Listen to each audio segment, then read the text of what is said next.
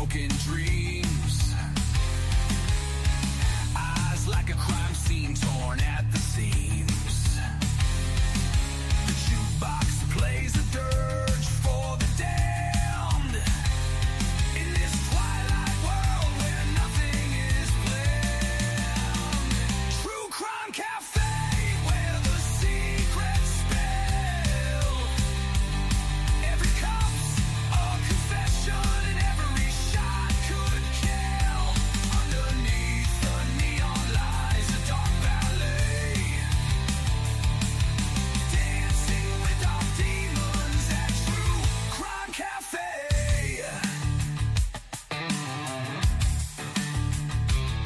The coffee's bitter like a lover's last fight. The air's electric in the neon light. A place where lies and truth collide. Order a double shot and swallow your pride.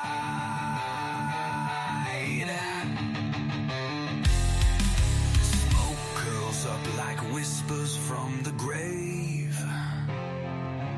No redemption here, no soul to save. Each table tells a story etched in sand. The True Crime Cafe, where the end begins.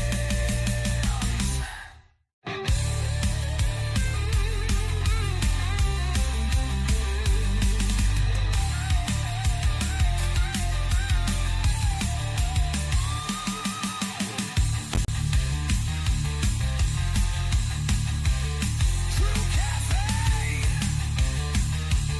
The True Crime Cafe.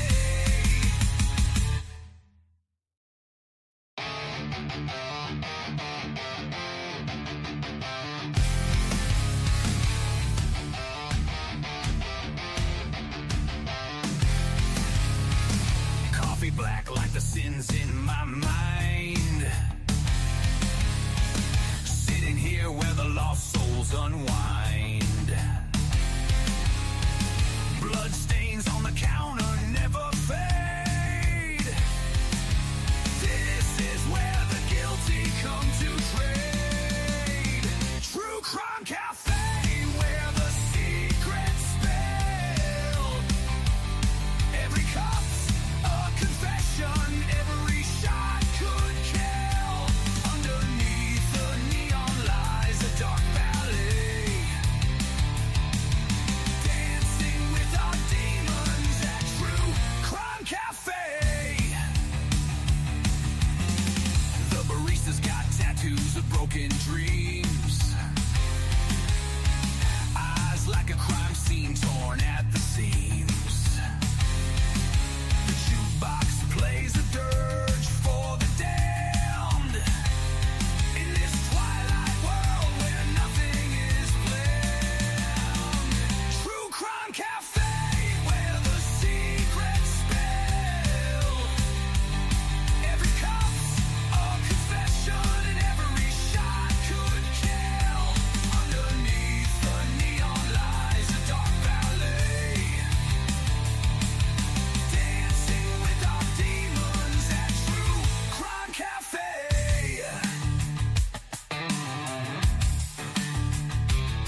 The coffee's bitter like a lover's last fight. The air's electric in the neon light. A place where lies and truth collide. Order a double shot and swallow your pride.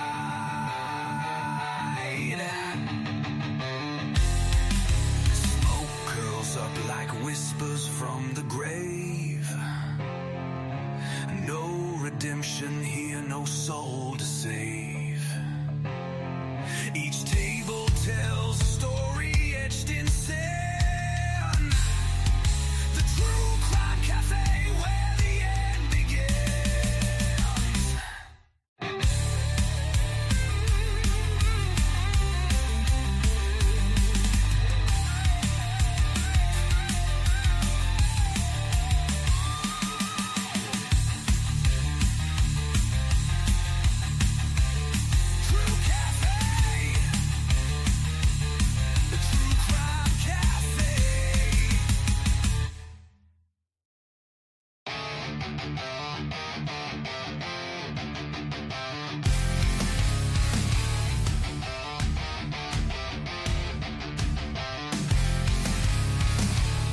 black like the sins in my mind. Sitting here where the lost souls unwind. Blood stains on the counter never fade. This is where the guilty come to trade. True Crime Cafe, where the secret's spilled. Every cup's a confession, every shot could kill. Underneath the neon lies a dark ballet. Dancing with our demons at True Crime Cafe. The barista's got tattoos of broken dreams. Eyes like a crime scene torn at the seams. The jukebox plays a dirge for the damned. In this twilight world where nothing is planned. True Crime Cafe, where the secret's spilled. Every cup's a confession and every shot could kill. Underneath the neon lies a dark ballet. Dancing with our demons at True Crime Cafe.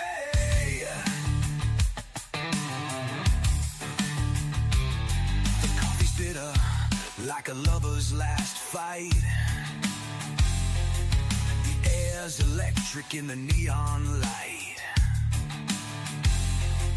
A place where lies and truth collide. Order a double shot and swallow your pride.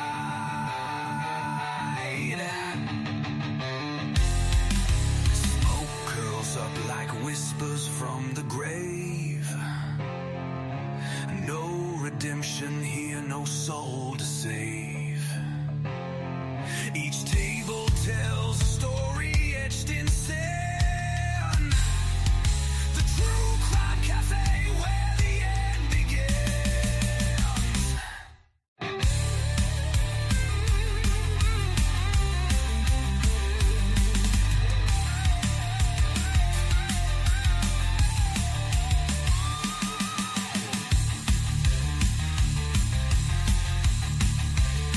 True Cafe.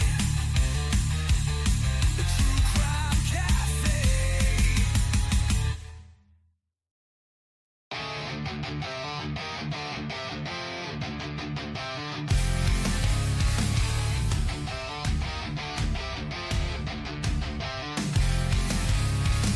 Coffee black like the sins in my mind.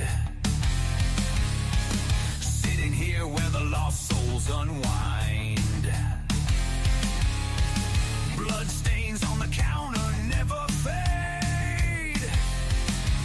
This is where the guilty come to trade. True Crime Cafe, where the secret's spilled. Every cup's a confession, every shot could kill. Underneath the neon lies a dark ballet. Dancing with our demons at True Crime Cafe. The barista's got tattoos of broken dreams. Eyes like a crime scene torn at the seams. The jukebox plays a dirge for the damned. In this twilight world where nothing is planned. True Crime Cafe, where the secret's spilled. Every cup's a confession and every shot could kill. Underneath the neon lies a dark ballet. Dancing with our demons at True Crime Cafe.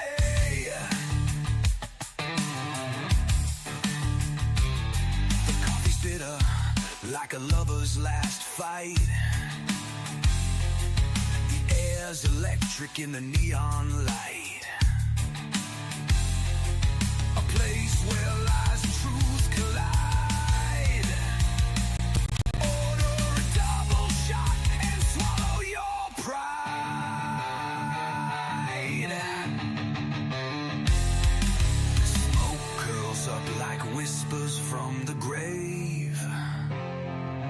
No redemption here, no soul to save.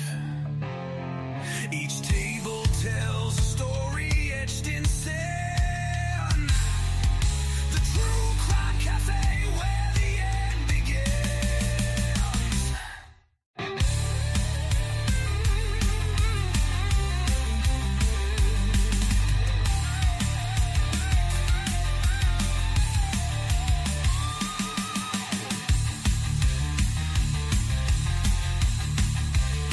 True Cafe, the True Crime Cafe.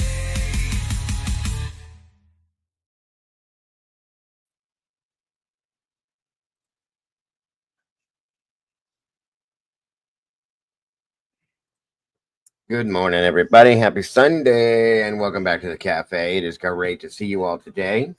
I hope you're all having a great weekend. Hope everybody had a safe and happy 4th of July. And yes, we are back here talking about Idaho. Everybody thought it was over. Oh, no, not in my world. We got a couple things I want to talk about with this. Is it over? I don't know, guys. Is it? It could be. Maybe not. Maybe so. Who knows? We're going to talk about it. Of course, I will open the panel and let others join me to discuss this today. That being said, guys, make sure to hit that like button, if you will. Let's get this in the algorithm. Please share it out. Let everybody know what we're doing. And let's do this thing.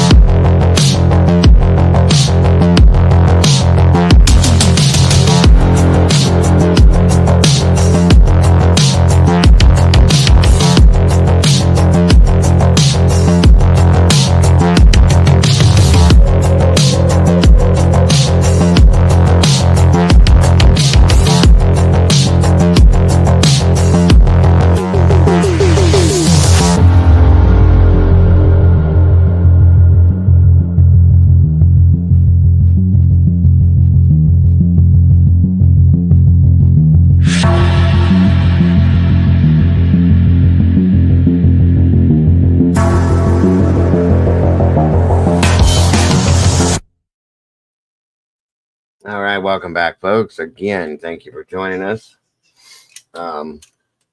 It is great to see you guys today. I appreciate you all joining us. Please make sure to hit that like button when you come through that door, if you would. I appreciate that so very much. Thank you, Miss Christy. Thank you to the Blue Crew, for those of you that are here. I appreciate you very much. It looks like Miss Christy's the only one in here. Well, I will do my best to help you out, ma'am, I promise. Oh, Miss Tandy just popped in here. Good morning, Miss Tandy. Thank you for joining us. Hello. So, share it out, guys. Let everybody know what we're doing. Like I said, we're going to be talking about, is it over? Is this it? Are we done with this case? Bryan going to prison and there's nothing else to talk about. Can Bryan really not appeal? I don't know. That's what I want to talk about. And then some, of course. We've talked about everything you can possibly talk about in this case until this happened. So at this point, are we done? We done talking about? I'm going to post some things from other creators that have thrown up there. Miss Potts is one that I really, really respect. And some other document type looking things we're going to check out as well and just talk through it, folks, because I am real curious. Come on in and grab a seat, please, and thank you, if you will. Thank you again, Christy and Tandy, for being here. I appreciate you both so very much. Let's see here. See who else we got in here. Scully's in the house. Good to see you, Scully. Of course, Miss Christy, Miss Tandy. in the house, both of you. Thank you. Mark Schumann, welcome back, my friend. Great to see you today. Reality with Krista Marie, welcome back to you. Let's see. Hiromi No, welcome back to you. Miss Paula, always a pleasure. Beach Babe, great to see you as well. Karma Police are in the house. Everybody behave, please. Miss Sandra, good to see you. Jacqueline Keeley, welcome back to you. And the Tomboy just flew in on her bird. Good morning, Miss Tomboy. Good to see you today. Thank you for joining us. Yeah, I'm sorry, guys. I was going to be in here last evening, but the boss lady had more important things for me to do. So that's where I was. But I'm here today, so that's what matters. And we are all here today. So good morning, good afternoon, good evening, and good night to you, wherever you are. I hope it's good for you because it's great to be here with you guys. I appreciate you all so very much for joining me today.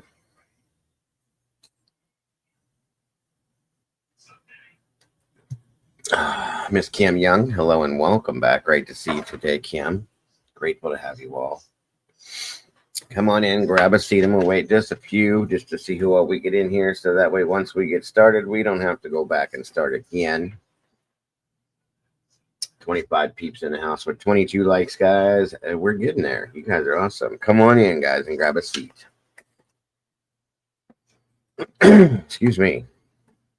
Good Lord, the allergies are going haywire the past couple of days.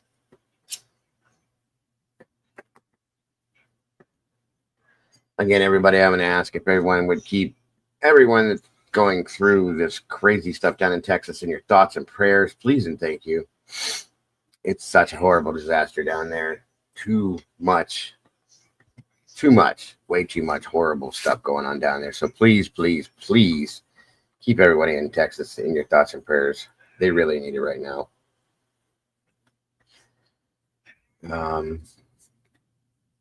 It's a problem. Horrible stuff. Missing people. It's sad. So very sad.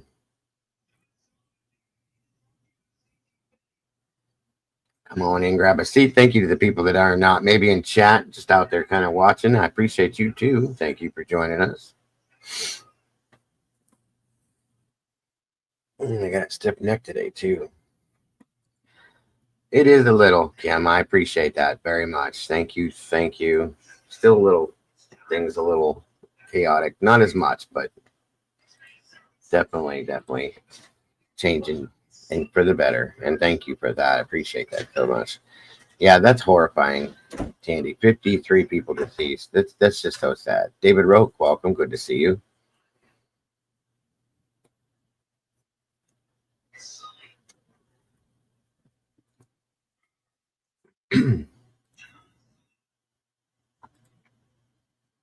Absolutely horrifying.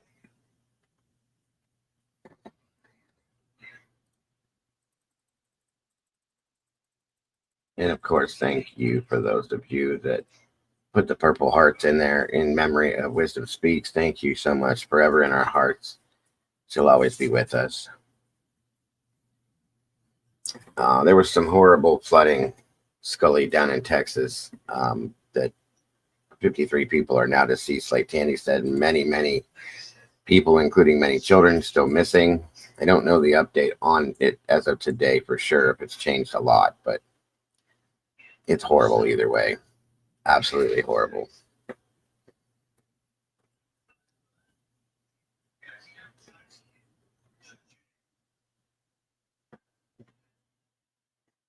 Thank you, Kim. Yeah, I'm just a lot of things have gotten better. We're working on other things, trying to catch up now too. But life is life. So, but thank you so much for caring. That goes to all of you. I appreciate you all very much. Massive flooding in a flooded children's camp. Sounds a lot of people have died. Some not found. Yeah, it's horrible. I can't believe that. I just can't imagine what parents are going through that have sent their children off to these summer camps, and then, you know what I mean? That's just the thought of it alone is horrifying, and what they're going through, I can't imagine. So we will be at some point. I know, Kim. Good morning, Miss JC. At some point, I'm going to be stopping here and taking a moment of silence for the lives that have been lost down there. I like to do that in any situation like this once I get everybody in here. Great to see you, Miss JC. Come on in, grab a seat, guys, please and thank you. Get yourselves comfortable. I think we all have a lot of questions still. We covered a little bit of this after the hearing the other day, but there's still so many questions and there are possibilities here. Some people think he's done. That's it. Because of that, they think he's guilty. I still can't make myself believe that yet. So I think there's something else to this.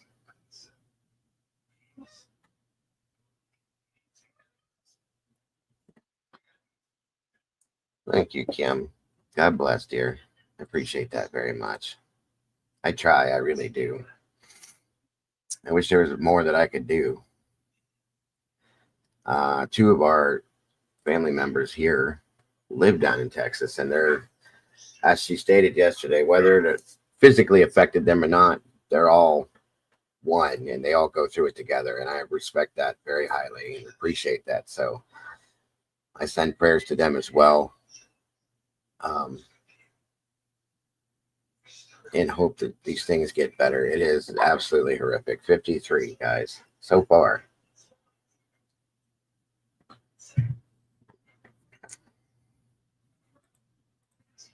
Agreed.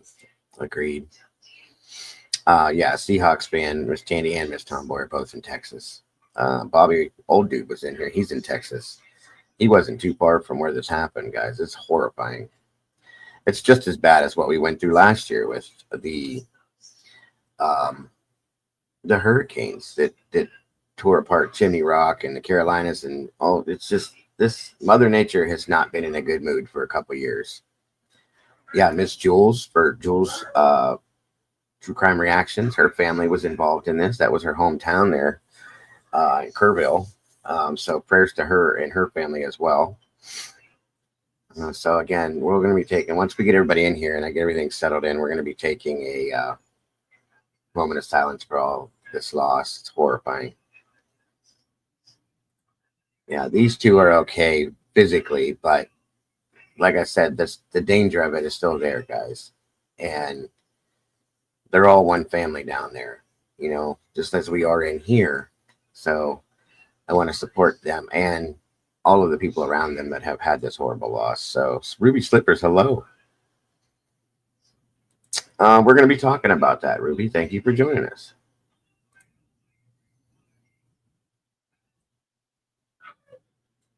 Come on, guys. Come on in and grab a seat. If we could put Miss JC's, if one of the mods have it, Miss JC's link in the chat, please. To her channel, we have somebody questioning the name of it. There's ways to help reality, which we will at some point get some links in here possibly. Also, just keeping them in your thoughts and prayers is definitely a big help. There's Miss Kaylee. Thank you, dear. So I hope you did as well. I don't know that you celebrate it, but over in the UK, we appreciate you being here, and I've missed seeing you, Kaylee. It's grateful to have you here. Thank you to all the meatballs that are here. Appreciate you all so very much. Jumping in the sauce so we can spill some of that today. There's Miss JC's link right there. Class and Crime. Love the name, by the way, JC. I love that. So go check out Miss JC's channel, guys. Hit the like button, subscribe if you haven't, hit the notification bell. That way you don't miss anything she puts out. Please and thank you. We appreciate that. Yes, absolutely. Absolutely. Love and light to everyone in Texas. Even if they're not physically going through it, it's hard to see.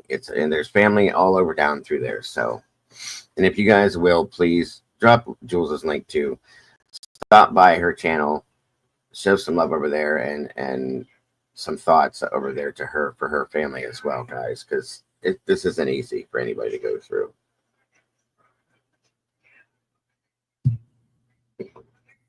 Yeah, it's a pretty big deal, Kaylee. So I'm not surprised it's showing on the news in London. there is one of the links Miss Tandy just dropped there, guys, for the relief fund. Please and thank you. If you have the ability or choose to, please click on that link, hop over there, and if you can, please help in any way you can. Um,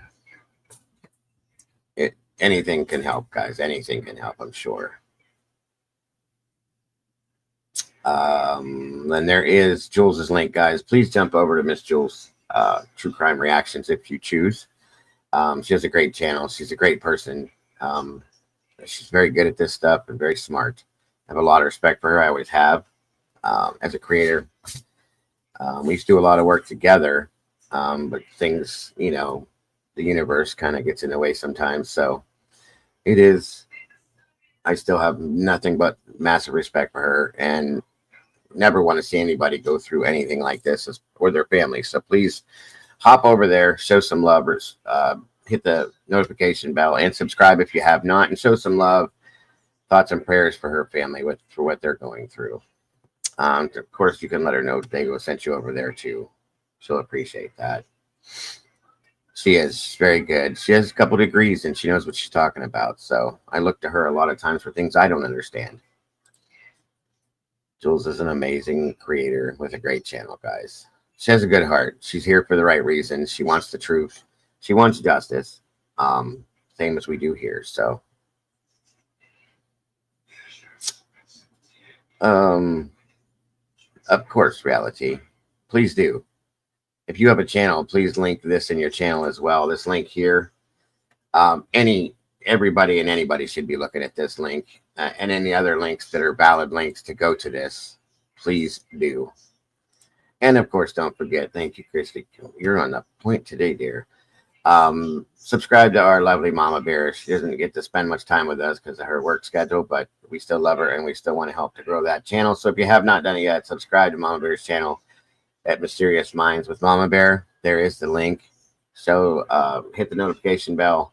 Subscribe if you haven't. Hit the like button on any of the videos she's put out there. And if she would, she will appreciate that so very much. She loves the support and we need to do it.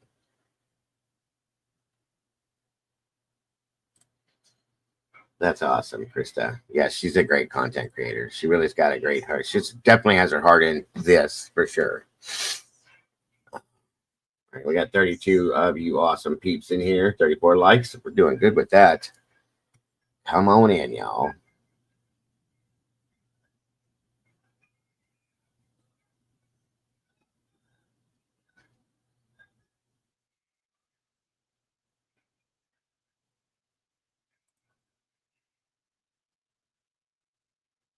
And we missed you too, dear. It's grateful. I'm grateful to have you here. I'm very grateful to see you. Okay. Like I said, I got some kind of a document that I want to review. I want to look at some stuff that Miss Potts posted, talk about those things, and talk about the case in general. I'm going to go ahead and post a link and pin it here for anybody that would like to join me at some point.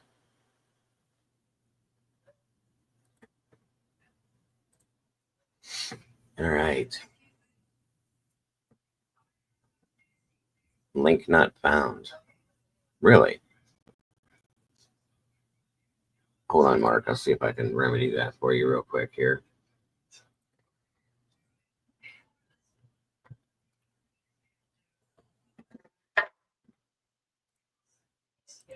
Let's see here. It does happen from time to time.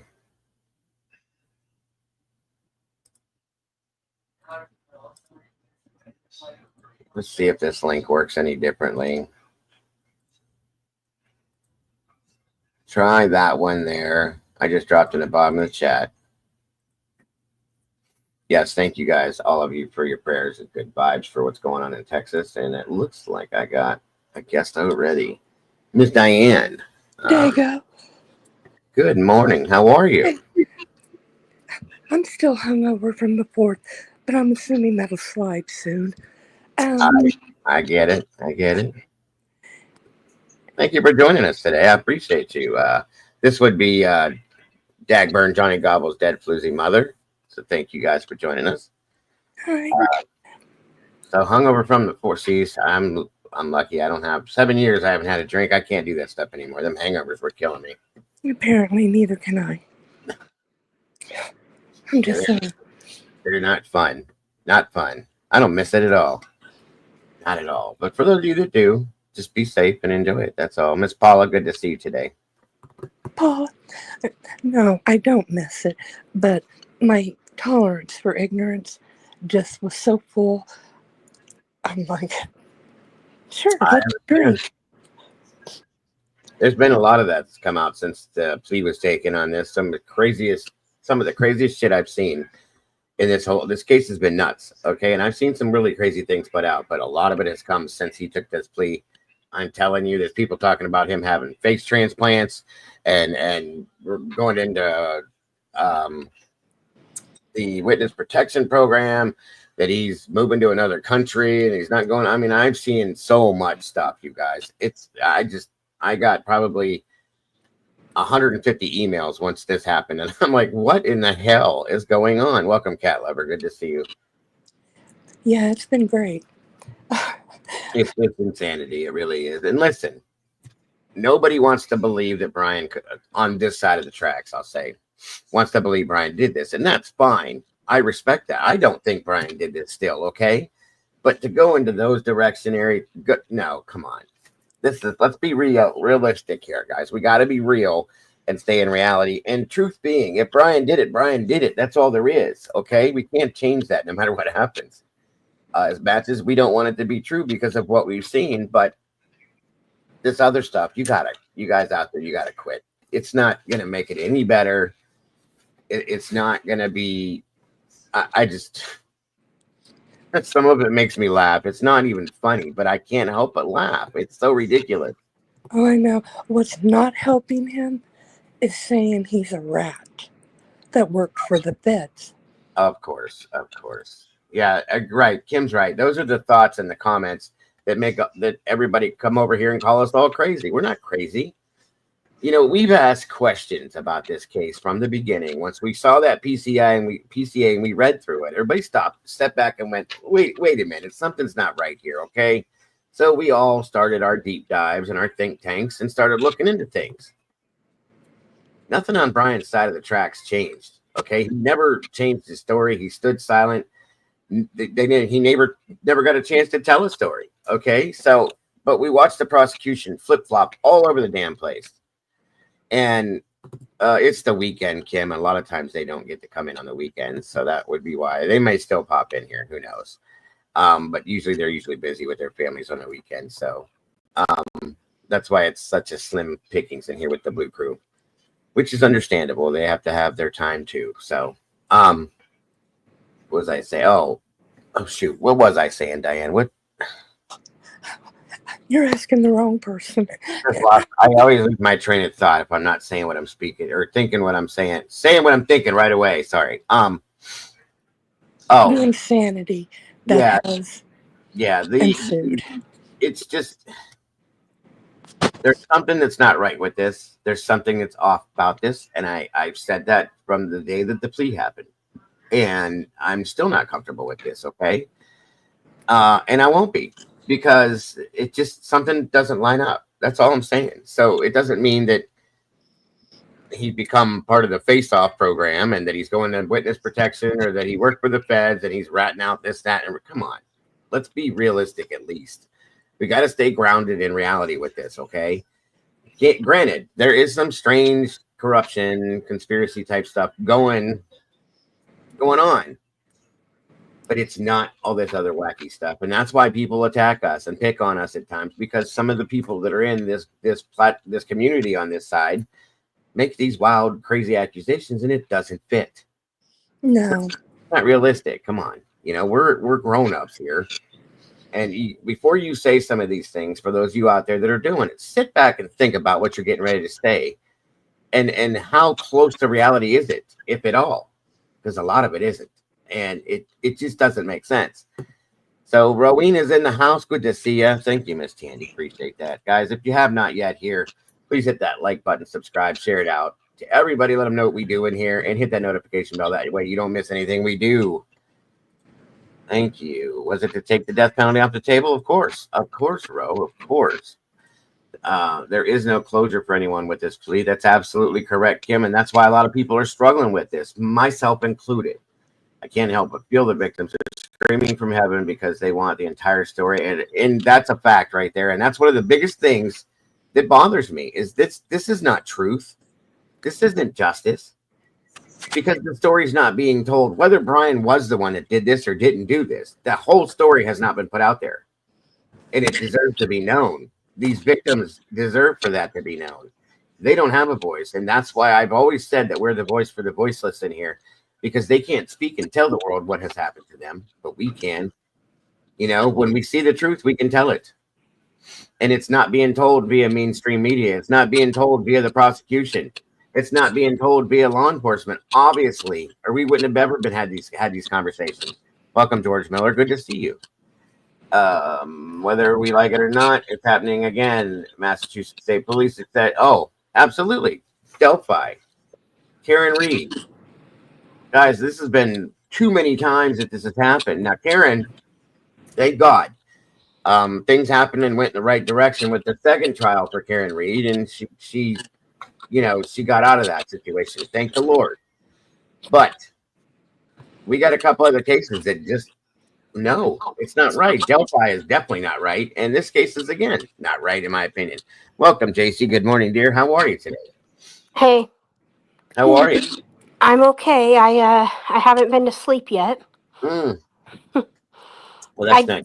I'm off work, but I still stay up all night, obviously. But Gotcha. I just haven't been able to go to sleep yet, so I don't know when that's going to happen. But Well, hopefully we can help tire you out. question. Speaking of Karen Reed, what were they? I mean, I still question, like, what were they thinking going to trial again? What was their reasoning for retrying her?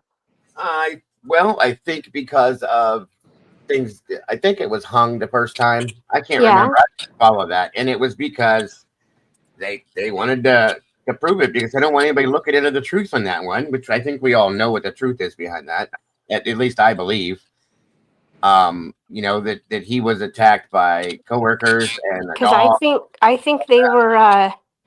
I think on that one they were fighting a losing battle from the beginning. Like I was like, why are they doing this? This is stupid. They're going to lose. Many people believe that she did this, JC, and I don't understand how.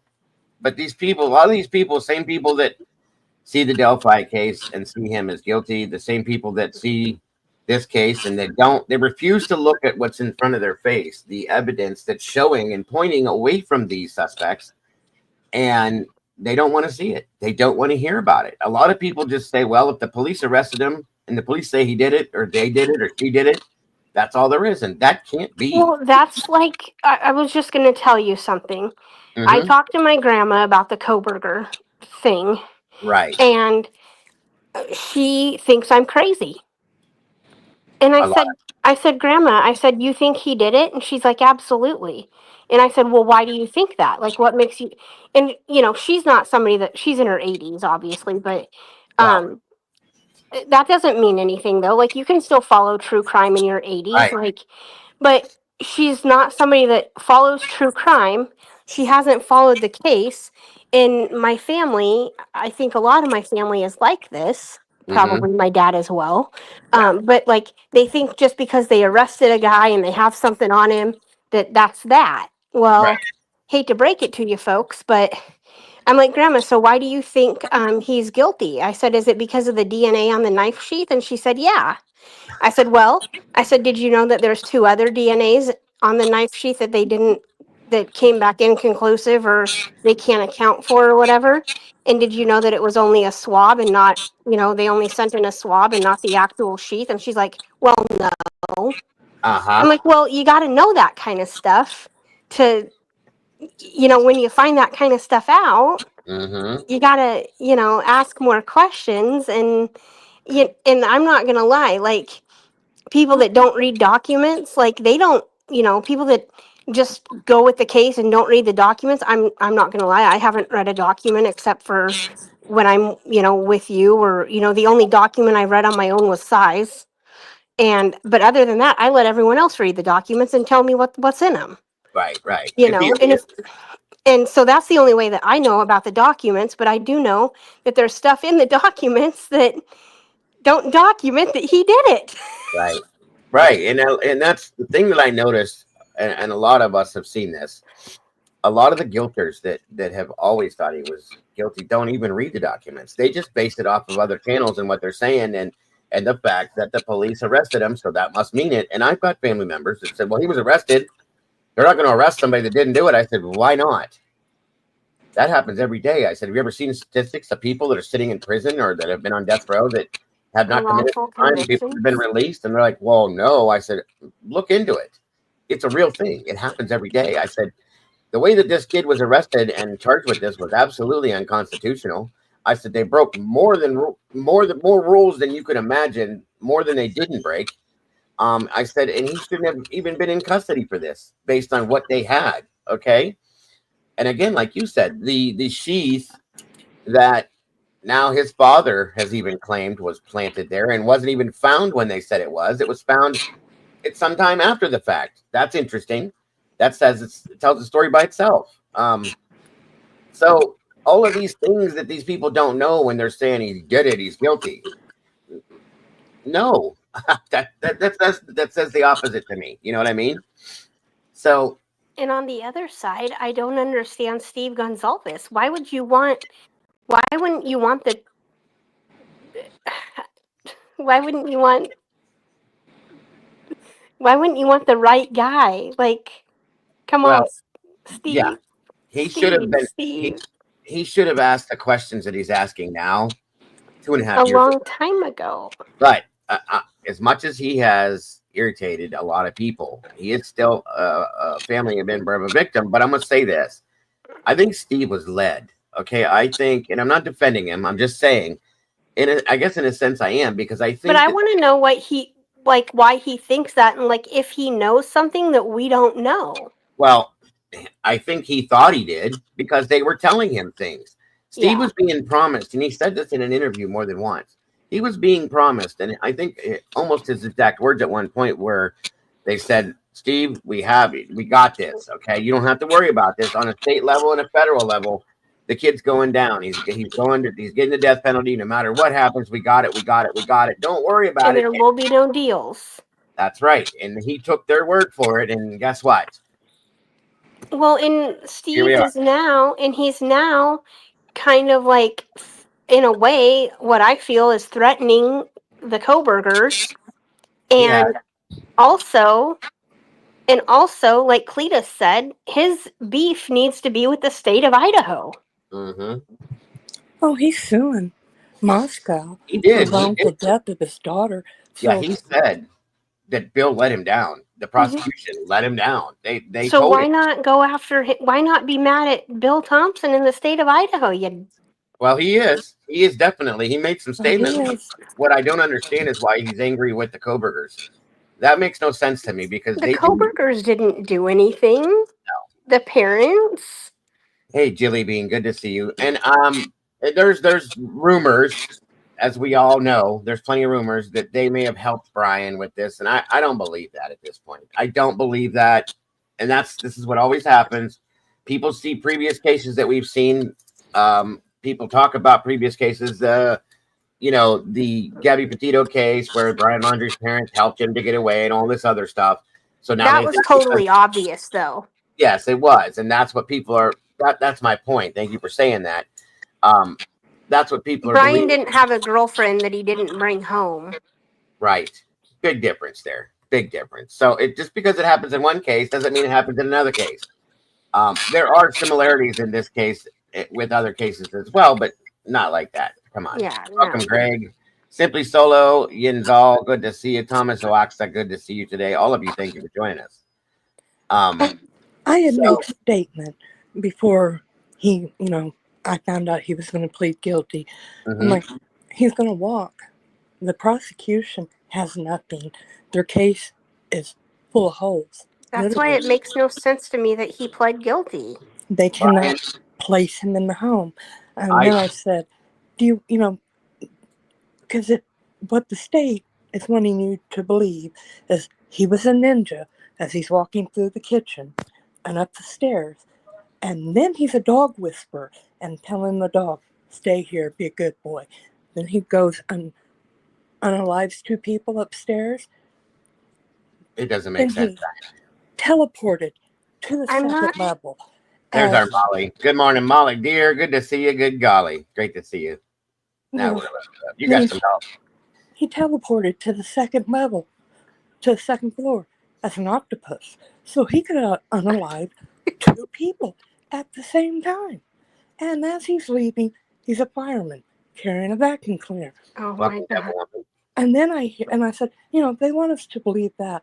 I believe in unicorns, Santa Claus, the Easter Bunny, and the Tooth Fairy.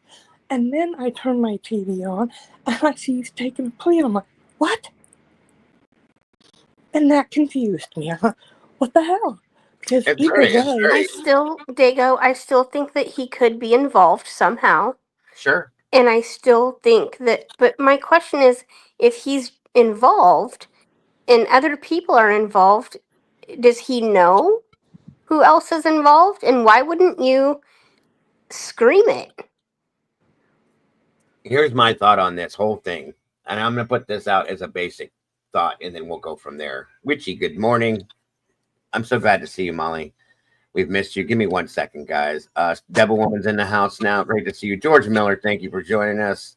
Just Me, Greg McNeely, Simply Solo, Julie Bean, all of you, thank you so much for joining us today, guys. God bless. It's a great day to see you all in here with us, and I appreciate you all very much. And we got our Blue Crew flowing in here little by little.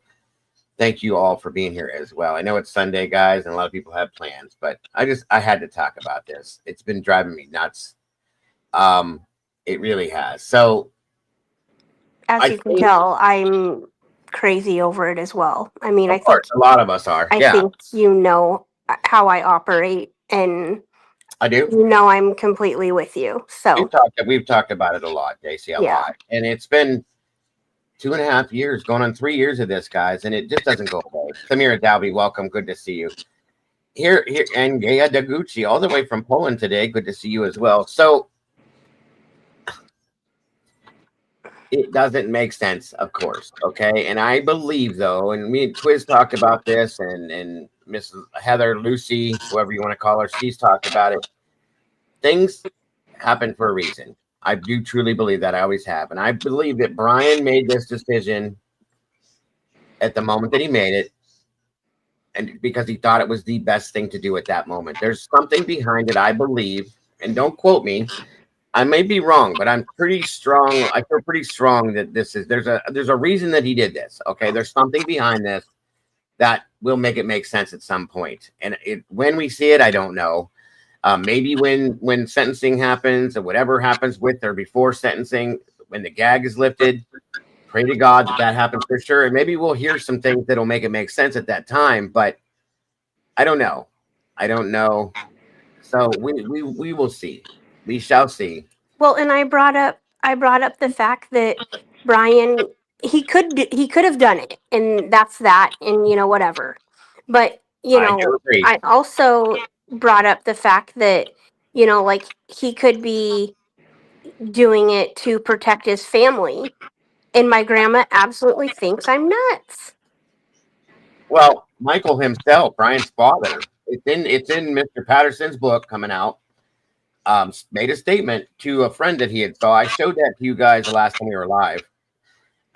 Thank you, Christy. Guys, go check out Christy's channel too. Christy puts out some great stuff. She's an amazing creator. She's an amazing moderator and person all the way around.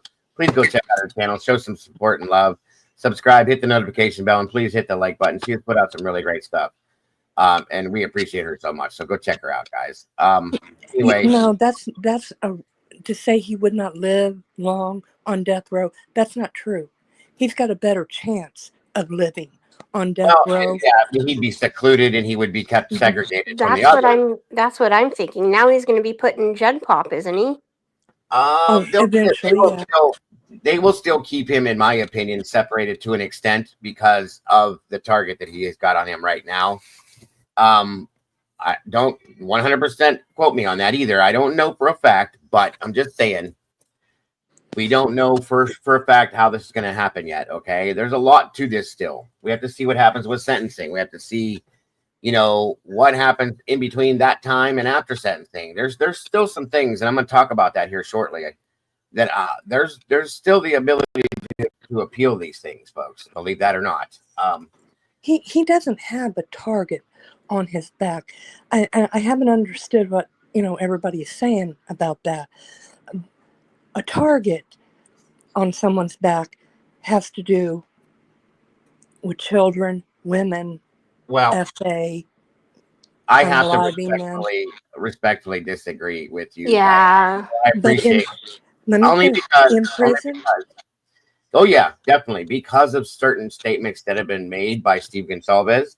There have been people that have contacted Steve based on his own words. Now, if it's true or not, I don't know, but I do believe because of things that have been put out through the news and how many people have supported the Gonsalves family and other people that he will be in some form a target because he'll be a target. no, because in prison and the West Coast, I'm not real sure about the East Coast. Welcome, Ginger.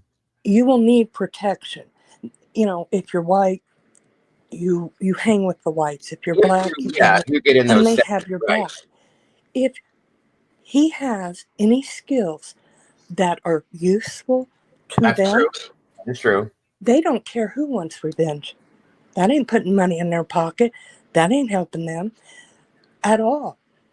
Welcome, So Alex. he has no target on his back. And if he does, I can, with 100% surety, let you know the AB isn't going to let anybody touch you. Well, he has skills. That's true. He does have They need. Educational knowledge and skills that could help certain people with their cases and stuff in there. That's very true. I just feel that apparently knows his way around with a knife, and there's no guns. Well, I mean, right. Yeah, hypothetically, there's no guns in prison, but there's not knives. They're called shanks. Yeah. This is good. Yeah, that's true. That is true. I don't know. I guess it could go 50-50. It depends on. You have good points there, Diane. That is true. He could be an asset in prison to other, and if he decides to join one of the sects in their, different, and I'm saying sect as in SECTS. Yeah, it sounds weird because I have a lisp a little bit, but I just want to clarify that. But if he does, then yeah, and I'm sure at some point he will have some protection. It depends on who is who, but based on what I've seen and heard, there's been statements made that are threatening to an extent. So I just feel as though he could have a target going in on his back because of the situation, because of who he knows or who he doesn't know. But and how high profile this case is. That was why I said that exactly right there. The profile. I mean, that's all there is to it.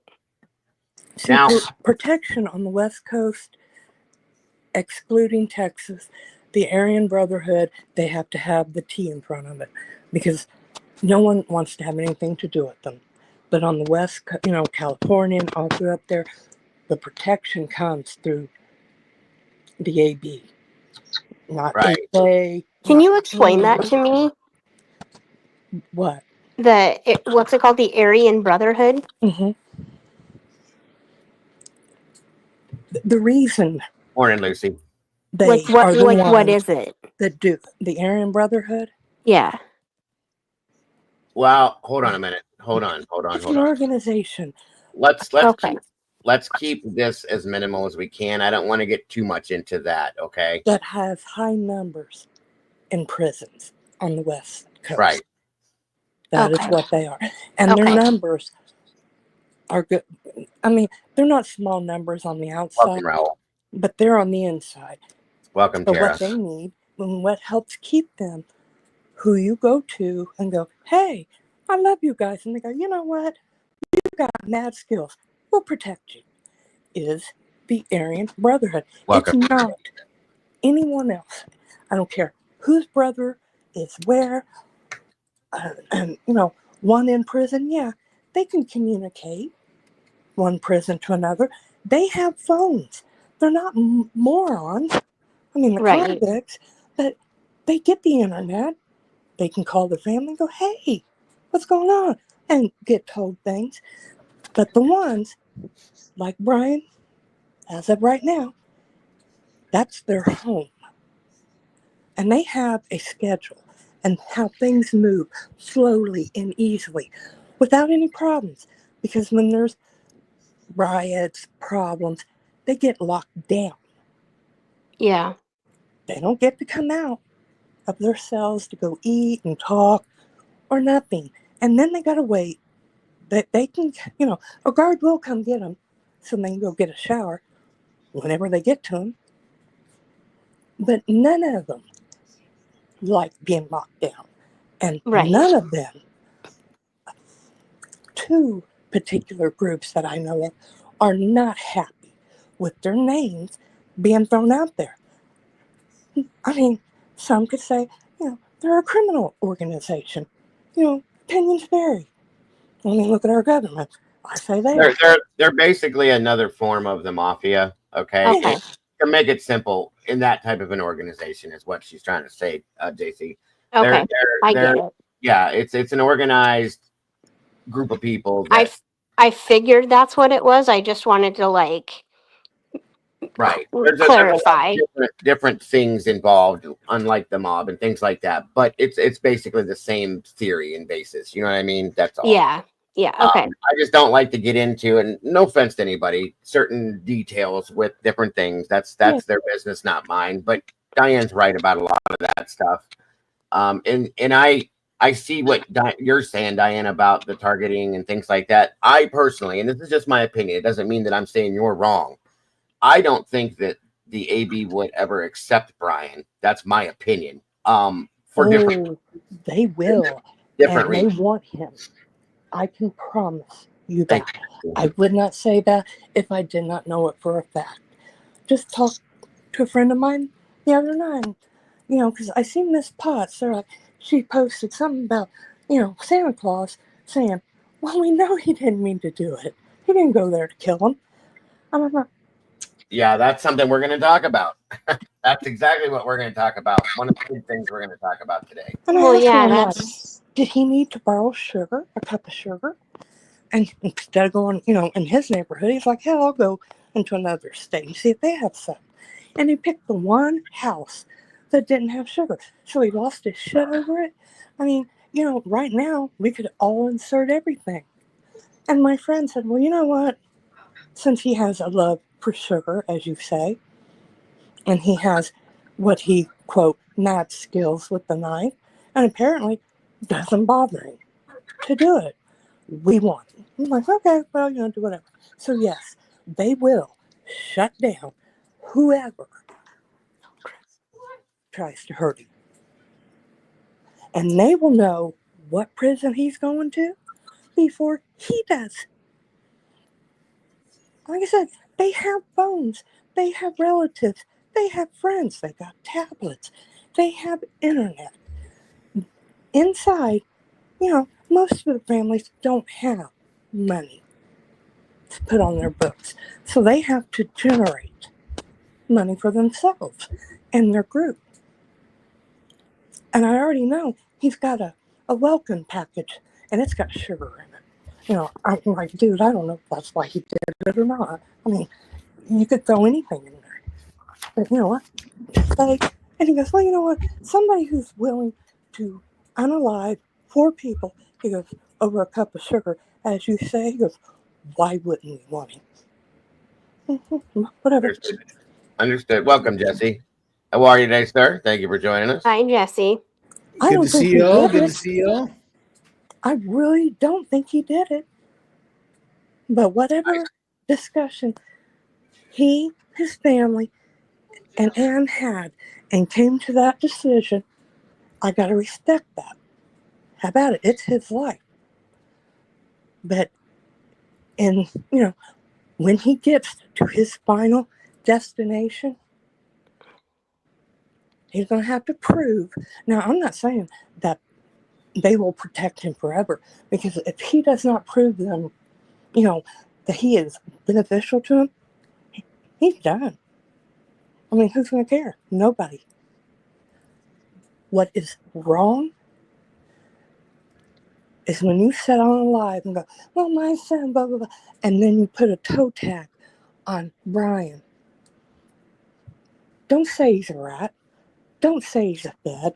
Don't say anything at all that is going to put a black mark and a target. Because no one under the sun, if they think he's a rat, is going to deal with him. And he's just one person in a very big prison full of inmates. So while you're talking about Mrs. Koberger's son, think about it. If it was your child, do you want somebody on the internet going, he's a rat, he works for the feds, he's going to get in your face? I'm thinking, what? I'm like, well, 4th of July, they've been drinking. And then I hear, well, when he worked for the feds, I'm like, what? No. And that was fine before he said, I'm guilty. Throw whatever out there. No one cares. Probably no one will remember. But once he said, yeah, I did it. Don't. I mean, you would not want somebody putting a target on your child's back in prison. It's not the Holiday Inn with cops and handcuffs. It's prison. Right. Definitely. I mean, Definitely. Different rules in there. Dago, I guess another question I have, and I had it in the very beginning. Yeah. Is why?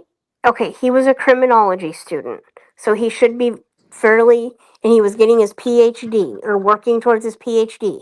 Yeah. So you can't really get into a PhD being stupid, okay? No. So my question is this. When they were talking about the car and going from Pullman to Moscow or whatever, why would you go from a state that does not have the DP to a state that does have the DP? That was stated a long time ago. What do I not understand about prison? What's his name? Tonka? I'm sorry. What? I don't know. I can't pronounce that. What do I not understand about it?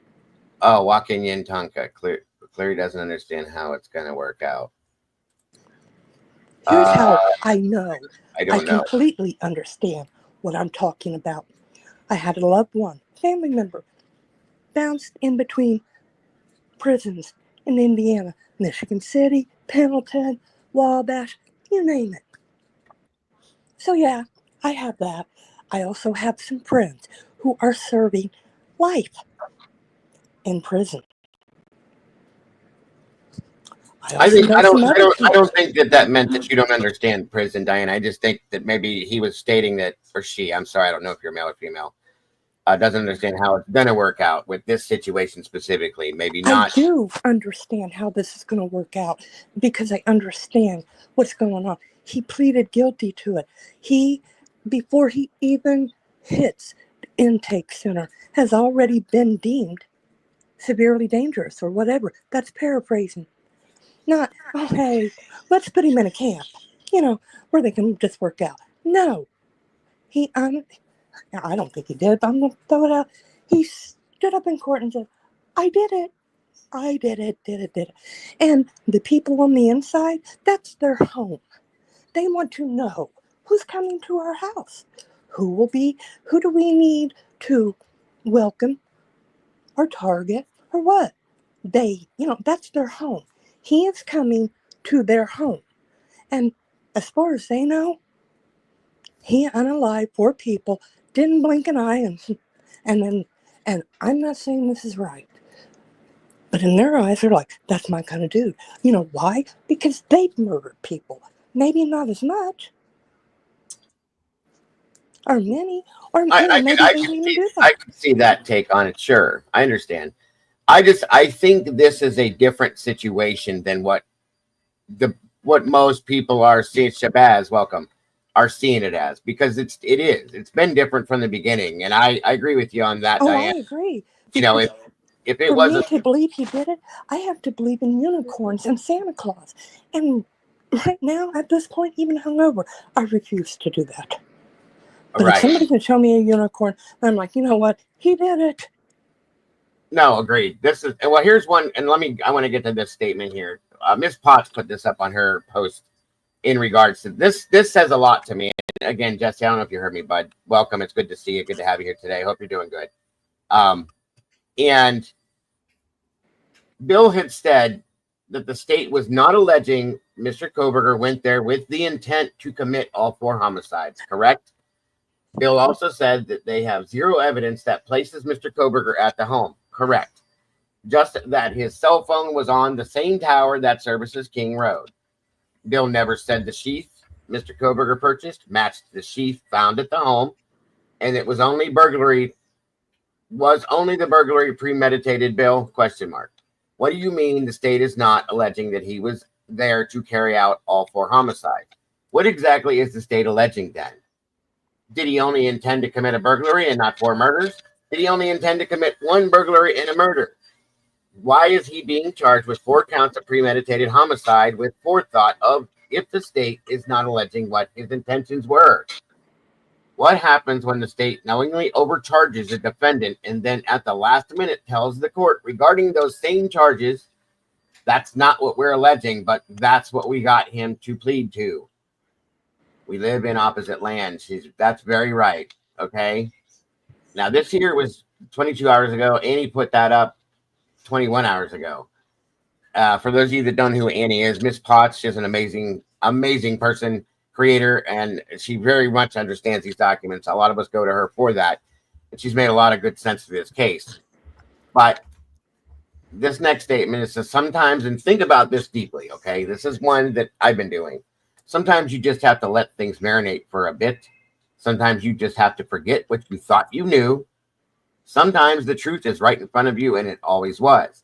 Because they convoluted everything with lies and misinformation. It distracted us from what was always right in front of us. Go back to the beginning again, and it's right there. So think about some of these things. And I wanted to show that first statement. Why did Bill Thompson say that? Jesse, why did Bill Thompson say that, guys? I mean, think about that. That made no sense. No because sense. he had nothing to start with. Of course He didn't. He could never place Bryan in that home. And that's what when Bingo. I first started out on this case, one of the guys on the other channel that I was on, he was like, I have to, like, in order for me to want to be able to convict this guy, I have to be able to put him in the house. They still have not put him in the damn house. And that's a big thing right there. Thank you so much. By the way, it's called dyspraxia. And I want everyone to understand the prosecution has not proved that Bryan Koberger committed these murders by any means whatsoever. They did not win in that aspect with this, okay? They did not show any proof that Bryan Koberger committed these murders. They did not show any proof that Bryan was in that house. They did not prove anything to anyone, okay? The only thing that they proved was that they can get away with corruption, which is what they've done. And they can back a defense and an entire whatever into a corner. Yeah, and here's where I'm telling you that the appeal process will come into effect at some aspect because of the prosecutorial misconduct that is evident and is right in our face. There's going to be something that is going to come out.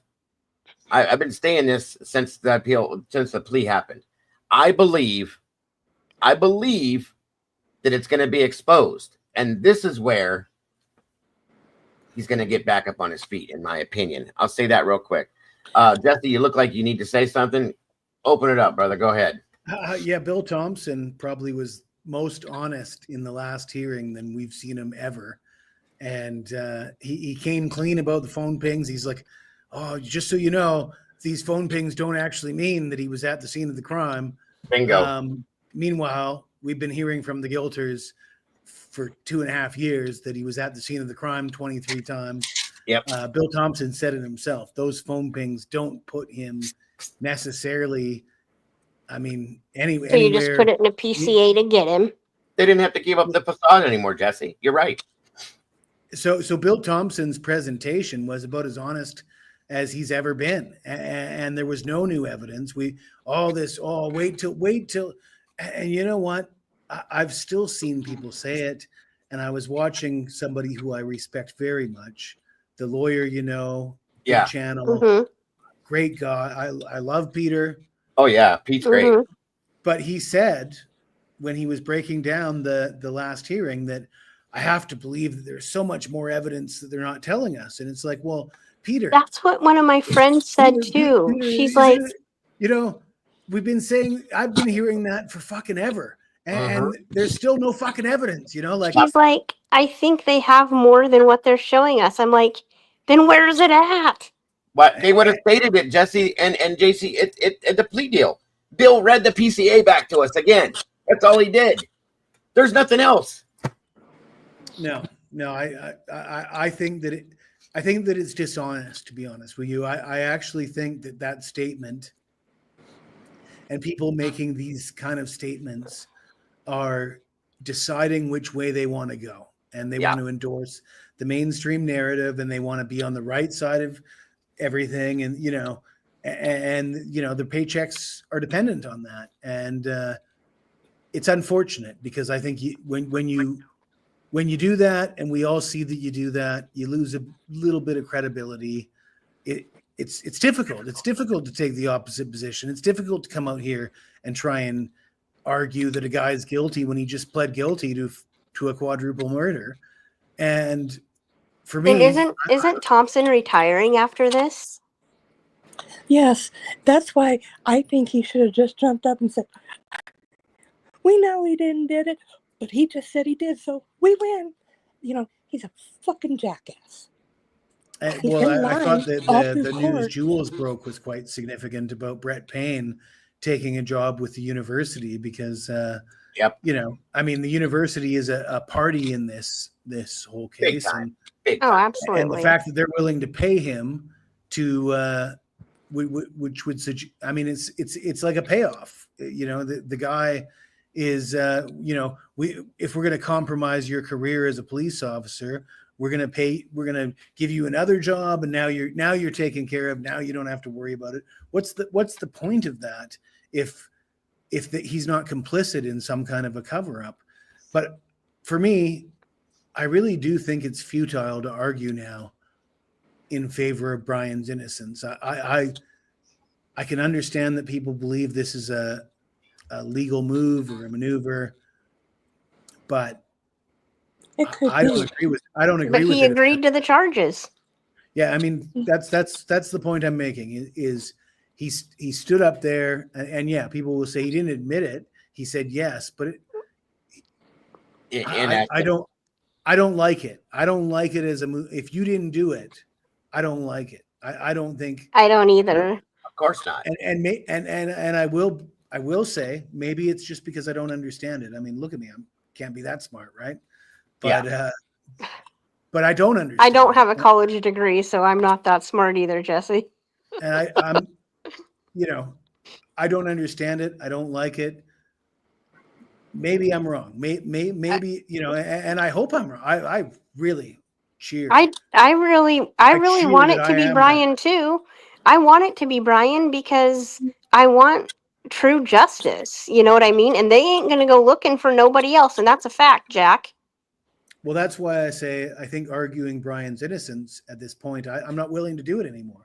He took this plea. I don't like it. I don't agree with it. I just can't. I don't know if I have it in me anymore to say Bryan's innocent. Bryan's innocent. It doesn't scream innocent to me. So what I can say though is right from the beginning, and Diego could say this for sure, ever since he's known me, I've never really been on the Bryan's innocent train. I've been on the this doesn't make sense train. And it still doesn't make any fucking sense, I was on the guilty train for a long time.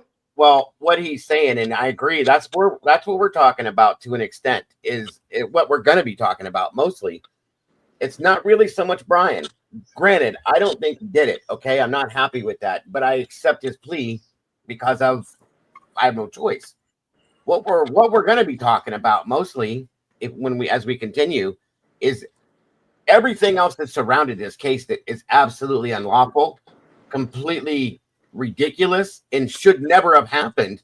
And a lot of it has nothing to do with his innocence or guilt. Yeah, right. And that stuff and those issues are still key. And those are the issues that we can focus in on and fight for. And nobody can say, you stupid pro-burger, he pled guilty. Well, it doesn't matter, because these are still violations of our rights, and we there's need still to fight. questions. Somebody very well could do that. There are groups out there that will, the Innocence Project, there's others that they very well may do that. But right now, at this point, You just got to let I things have to marinate. accept And like I said, he's he guilty. pleaded guys. guilty.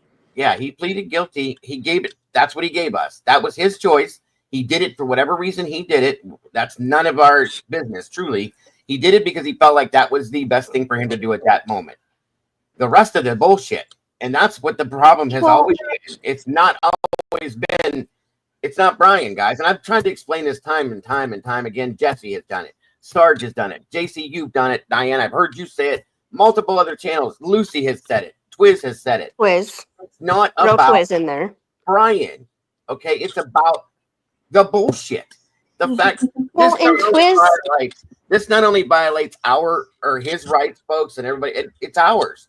It makes me terrified. It makes me terrified. Right. It very well should, because maybe down the line. I know, like, I'd be terrified to live in Idaho, especially Moscow right now, but I'm kind of terrified to live anywhere, to be honest, because it happens everywhere, I'm sure. And Twiz told me, he's like, I just don't understand why they needed a fall guy so bad. Murders go unsolved all the time. And that's what we want to know is why. Why did this happen like this? I think, but Dago, my answer to that, my reasoning would be because that college runs the town, and then you get more political about it. So I think, it's all political and it's all about money. Well, that goes to say, like Jesse was saying just a little bit ago here, and also, why was Scott Green involved in everything? Now we see Payne working for the university now. He's no longer working for Moscow. All of those little things you're looking at it going, well, wait a minute now. Why did that happen? Why is this happening? Why is that going that direction? All of this stuff relates to that, folks. It relates to the point to this entire thing that we've been arguing about for 2.5 years now. Okay. It's not Bryan Kohberger. It's Moscow. It's Idaho. It's the government. It's the corruption. It's the bullshit. All of that. And how this all went down and why. Delphi, the same situation, in my opinion. They tried to do it in Karen Reed's case. It's happening all over the place. It can happen here. It can happen there. Wherever you are, it can happen in your in your community. Yeah, Missouri, guys. How many cases in Missouri have I covered that we have seen? Missouri is awful. By the way, I don't know if you guys Missouri and Ohio, awful. The interview with Alan Jackson last night with Turtle Boy. I didn't see that. No, it was phenomenal. It really was phenomenal. I'm sure. Alan Jackson's amazing. He is amazing, and some of the things he said was really resonated with me. But I think the important takeaway from the Karen Reed case is she could afford to hire Alan Jackson. Yep, and he's basically. I truly believe. I challenge anybody to name a more prestigious lawyer right now than Alan. He's basically the best in the world at this point. Yeah, and can you imagine if Bryan would have had him? And then a team of other, Yannetti and Alessi are also superheroes, basically. So he had like an Avengers team of lawyers, or she had, and she just barely got out. It's not like she barely, skin of her teeth. You're right. It was quite a fight for her to get exonerated. Yes. So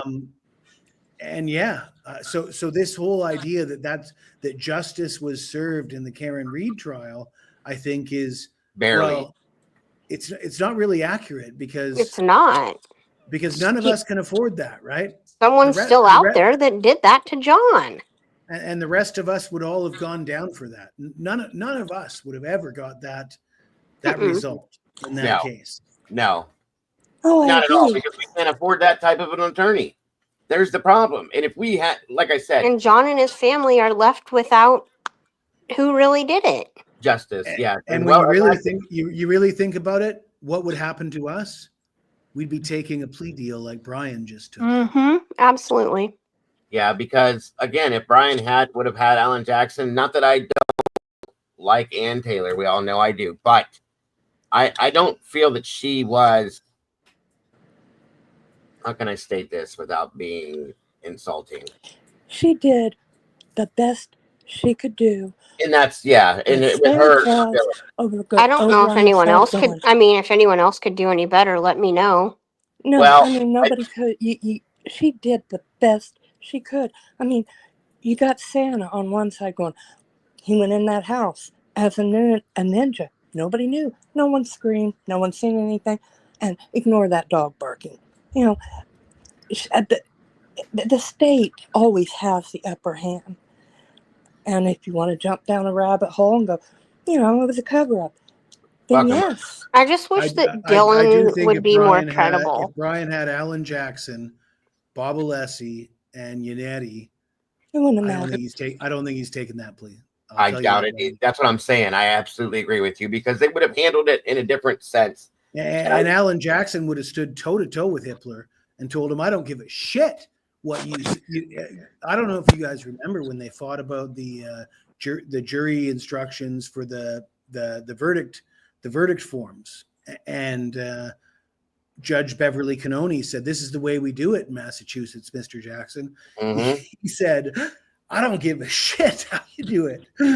He was a lot more like, okay, again, this is not being degrading to Anne, but Anne seemed like she had that intimidation factor from Hitler. And he kind of shut her down in some senses in a lot of ways. We all saw that. Everything that she put out there, he denied it for the most part, the important stuff. So I can't imagine Jackson. And Judge was different with her. Oh, yeah, definitely. I can't imagine Jackson taking that from Hitler if that was the case. It wouldn't have mattered who he stood right back up to him. And I think there would have been, I definitely don't think he'd have taken the plea. I'll just put it that way. No, he would have gone, we're going to have a jury of his peers. That's how we're going to. But when a judge shuts your ass down, you can stand there and say whatever you want. He can find you in contempt and still go, denied. Right. I mean, this reminded me a lot of, other than the way that Judge Gall was in Delphi. It kind of reminded me of Delphi. Denying this, denying that, denying this, denying that. Maybe not as severe as Gall was in that aspect and with the crookedness that she had in there, but definitely a lot of the same feelings to it, is all I'm saying. So a red flag for everybody should have been when we found out there was blood, DNA on the sheath. And the judge didn't look at somebody and go, you didn't test it? Why? Why didn't you do that? Right, Jen. Yeah, that's a big deal. That was a big deal. And there was something not right about how that all went down. I don't understand it. I just don't understand it. But yeah, I agree that if Alan Jackson would have been his attorney, I think there would have been a lot of differences, truly. And even if Eliza Mastiff, she seemed to be more pushy. She didn't take any bullshit. It was obvious that the two didn't like each other, her and Hitler, and she didn't take his bullshit, which I kind of like that. And seemed to be a little more laid back, I thought, in that aspect. I guess maybe that's the wrong term, but I think you guys know what I'm trying to say. I'm not saying she wasn't a good attorney, and I think she did the best she could to her ability. Did you see that she may have been a bit nervous and Bicca Barlow were holding hands throughout the plea hearing? No, I didn't even notice that. Yeah, somebody has it on social media that they were actually holding hands throughout the plea hearing. Did you guys? It wouldn't have mattered who was in his lead counsel. It would. I don't know. I swear to God, if somebody's, I got to rethink my thought process because, I know Santa's not real. Maybe he's a fucking tooth fairy. I don't know. gonna have to go over that. Did you guys happen to notice that on the prosecution side, um, at one point there was something that was put out. I can't remember which hearing it was, but it was one of the hearings that they had pulled Payne up on the stand. Okay, and Massive got up there and questioned the shit out of him, and was not very nice. He didn't like that, so he goes and sits down. And I watched this video the other day, and I couldn't believe it. He goes and sits down. He picks up his phone and starts texting. Next thing you know, Ashley Jennings picks up her phone, looks at it, responds, whatever, makes kind of a face. Then you can see him look down at his phone. Then they both set their phones down at the same time, and I was like, "Are you kidding me?" I know. Oh, God. That Makes that you is wonder, something like, right there. Well, that tells let me ask you this: do you think defense attorneys hold hands during a plea agreement for a client that they feel is guilty? they do not. They do not at all, and you know that, Jesse. They do not. They truly, in my opinion, believe that Bryan was innocent. They'd have never said it, in my opinion. it was a 50-50 shot. The state's going, this ain't looking so good for us. I mean, we had literally nothing but some trace DNA on a snap of a sheep. And then you have, I Gotcha. don't know, let's say Brian's mother is going, I don't want to watch your execution. Tell him you did it. You know, if that's the case, and he's like, I love you, Mom, and yes, I will. Well, he is a good son. If he did it, you know, I just can't grasp onto why. You know, you say you can put him right there. That's what, you know, read the PCA, pass it out, let everybody read it, understand. They never could place him in that home.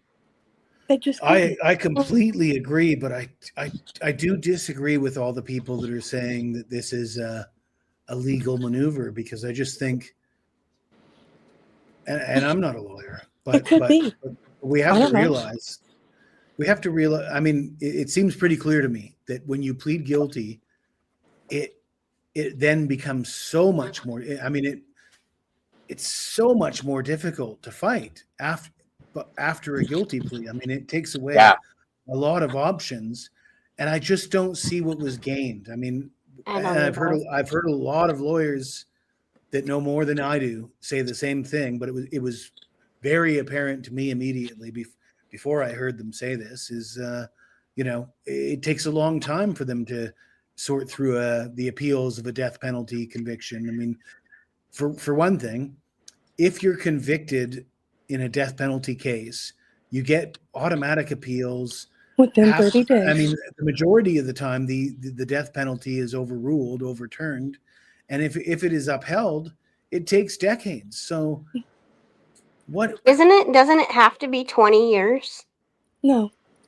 I think the average in the United States is 18 years, Okay. but Indiana last month, I forget his name. He was 32 years on death row, and he was executed. The guy that killed my friend, the guy that got me and wrapped up in true crime, has been on death row for 40 years. And he's just now finally scheduled to be, you know, put to death next year. Yeah. It took 40 years. That's ridiculous. That's what I'm saying. I just don't see the play here from a strategic point of view. What does it accomplish? And I'm just not seeing it. Honestly, and I said this before we even knew that he was taking a plea. I thought that if things were looking really bad for Koberger, the real move was fire Ann Taylor, honestly. And not even because Ann Taylor is a bad lawyer, but because his situation was bad and Hippler wasn't granting any of the requests. If he fires Ann Taylor, he gets it's a win for him. Hippler can't make him go to trial without a lawyer, right? Here's the thing. That's what everybody assumes. He gets an extension. No, that's what everybody thinks, that, you know, you can get in court and go, hey, guess what? I'm firing my lawyer. And everything starts anew. There's a judge sitting in front of you who can either say, okay, I understand, or go, yeah, no, I don't think so. Sit down and play nice. You don't get to just fire your lawyer.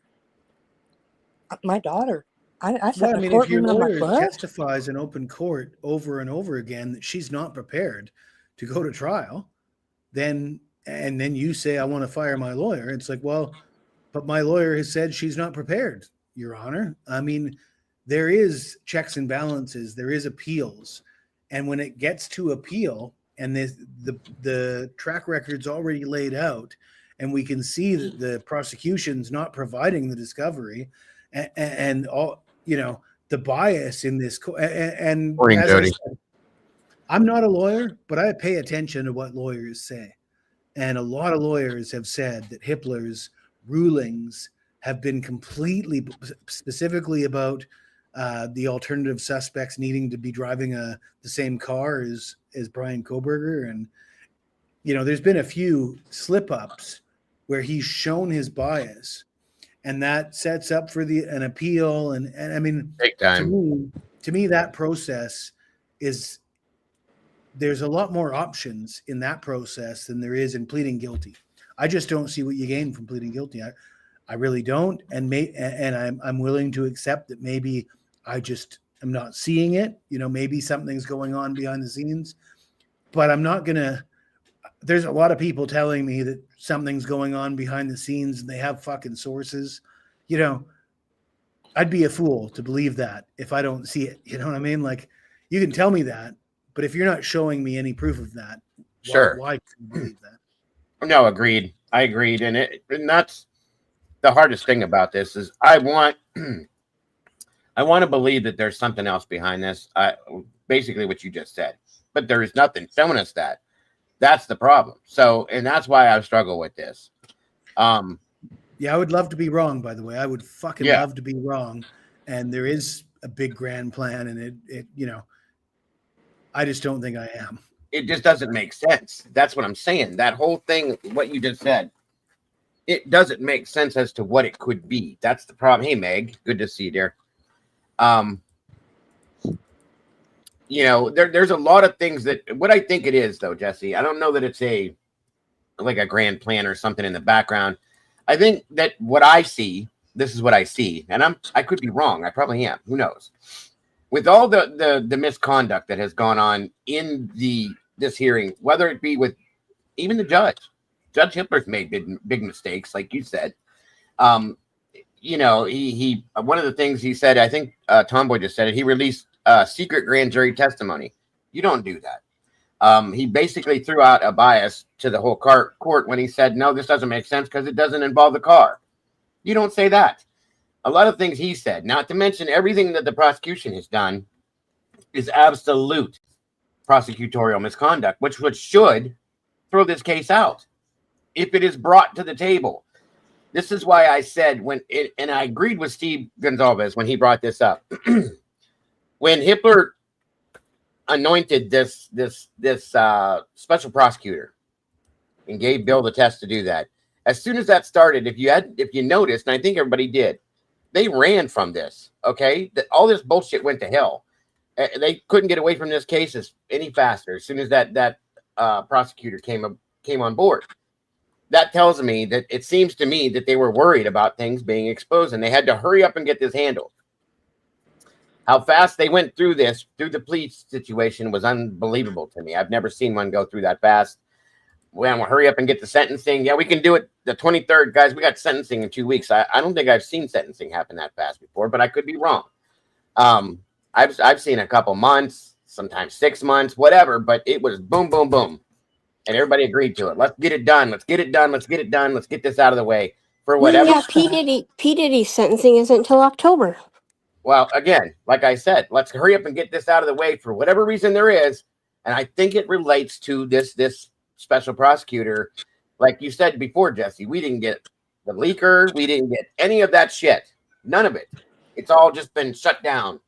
Hurry up and get, convicted and thrown in prison, and let's get this over with. that said something to me. So I feel like, and maybe I'm wrong. Like I said, I very well could be. I feel like that they're going to bring to the table, somebody is, all the bullshit, the misconduct that happened on the state side of this. And I think if that's the case, then maybe that's where the reasoning lies or not. It's just my thought process. Again, it doesn't really have much to do with Bryan. It has to do with everything else that got to Bryan and got Bryan to where he is. So, Nana Cal has a question for me. okay, hold on. Let me find it here. Here it is. Jesse, what if it was your son? Would you stand by and let them shoot him, or would you tell him to plead so he lives? That's a good question, Nana. Go ahead, Jesse. Yeah, no, I would advise my son, and I would do myself, not plead guilty. I wouldn't. I'm not sure that I would want to live out the rest of my days in a prison with the kind of people that stay in prison, and I would not want to admit guilt. And I think that I would advise my son the same. That, and yeah, I understand the risks, but I'm a guy that takes risks. So I think when you're dealing with your reputation and your life, I think you have to risk your life for your reputation at that point. I really do. I'm not pleading guilty to anything like that to avoid the death penalty myself, and I wouldn't recommend my son do that either. See, that's where I think, yeah, that's my answer. I think I'm with you, Jesse, because I think a lot of people would handle that differently. A mother may look at that in a different way, but me as a father, I think I would have said, if I knew that my child or if my child knows and has told me that they know, and this is all true, that they didn't do this, I'm going to tell them to fight, push it all the way to the finish line. What is living the rest of your days out in prison like? I mean, Hell. What kind of victory is that? Like, I mean, right. That I don't see that, it's very debatable whether death is better than that. And for me, the answer is quite clear. I'm not signing any deals to be in prison for the rest, that would be me. Not if I'm innocent. No, Absolutely not. For me, not if I'm guilty, to be honest with you. As a gambling man, I don't want to live the rest of my life in prison. So if I've got any hope by fighting it, I'm going to fight it, guilty or innocent. And that's the other thing about the Koberger thing is a lot of the guilters really want to focus in on the guilt.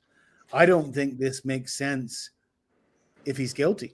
I mean, the fact that he's pleading guilty here, they're taking it as such a huge victory. As well, we were right the whole fucking time.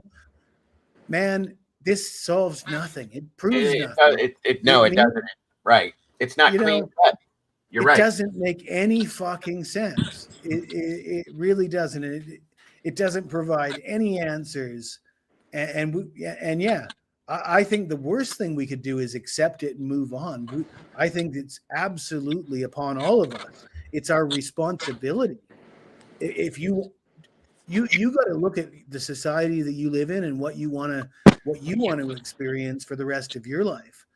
And if you don't want to accept this, you need to speak up. You need to look into this. You need to ask questions and not accept this. I really believe that. And I think part of it is we've all been pussyfooting around the whole victim shaming thing, and it's not right to question the parents. It's not quite right to question the surviving roommates. It's not right. It's victim shaming. Fuck that. To be honest with you, fuck that. Bryan Koberger might be an innocent man going to jail right now. It's time to start asking these fucking questions. The fucking parents appear to be drug addicts. Hunter Johnson's lost a lot of motherfucking weight. He looks to me, and this is my opinion, I might be wrong, he looks like he's got a fucking drug problem right now. Hunter Johnson does. Molly, the DoorDash driver who puts herself at the scene, is clearly a drug addict. And to me, if she was at the fucking scene, she's a suspect. And these questions, I think, need to be asked and explored. And the motive needs to be explored. And we all need to ask these questions. We don't need to be shamed. And, oh, how dare you? And people have to. I put this on Twitter. People said, this is the single most disgusting thing I've ever seen.